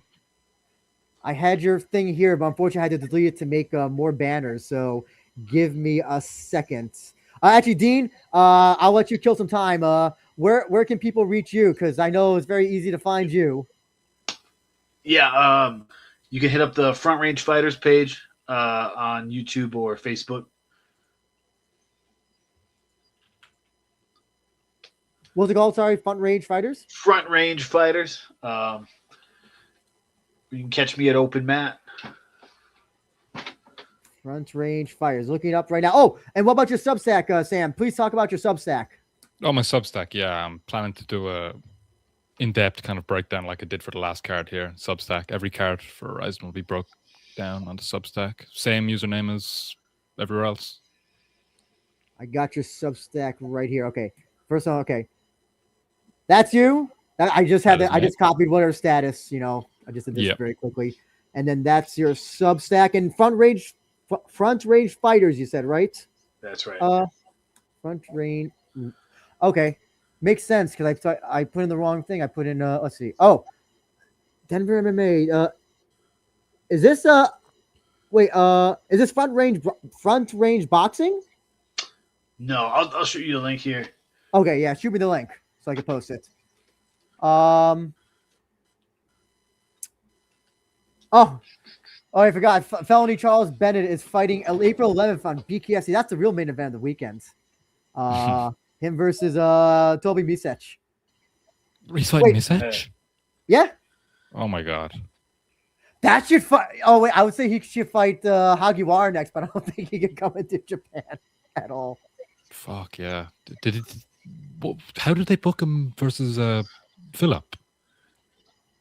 I don't know how they did it. He either must have lied or they didn't know about his record or something. I don't know. Because we have not seen him since, so I'm assuming or something happened after that. Maybe he got a more serious charge. Yes. Oh yeah. Oh yeah. Sorry, Dean, I didn't get your. Did you send your link yet? Oh, thank you. Thank you so much. Okay. I apologize. I'm going to say these all for next time. Okay, there. Oops. Front Range Fighters. I put that in the chat by accident. Here we are. Okay, Front Range Fighters. There we are. Facebook, you said? Facebook and what? Facebook and YouTube. Great. So yeah, everybody give Sam a follow on Substack and the Twitter. Follow Front Range Fighters as well. Forgot to say this as well. Please like and subscribe. Algorithm. A is for algorithm. Okay. Felony was arrested like 10 times before that RIZIN and shootboxing fight. Oh yeah, he fought in shootboxing. I forgot about that as well. My God, this guy will say no to nothing. I could probably book him for my backyard if I paid him the right amount of money. He got a knockout sometime in last year, I think. I can't remember what rule set it was on. He also had that like streak of like 10 losses in MMA or something, like 10 or 11. Like fucking 22 losses, dude. Oh my God. Really bad. Yes, Hamza. I didn't know Hamza. Apparently, yeah. Listen, please tell Felony about the podcast. I don't know what we could. Yeah, feel free to post his PayPal link as well. But yes. Anyway, just to quickly end this. Follow the thing, Twitter, whatever at Real RIZIN Pod. Subscribe, like, all that good shit, please. Discord, please join RIZIN FF.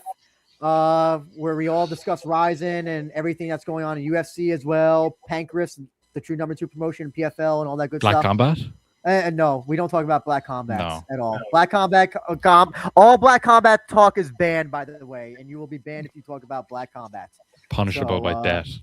Punishable by death, yes. Yeah, we talk about most MMA in that case. Yes. And also, we don't talk Invicta because Invicta does not exist.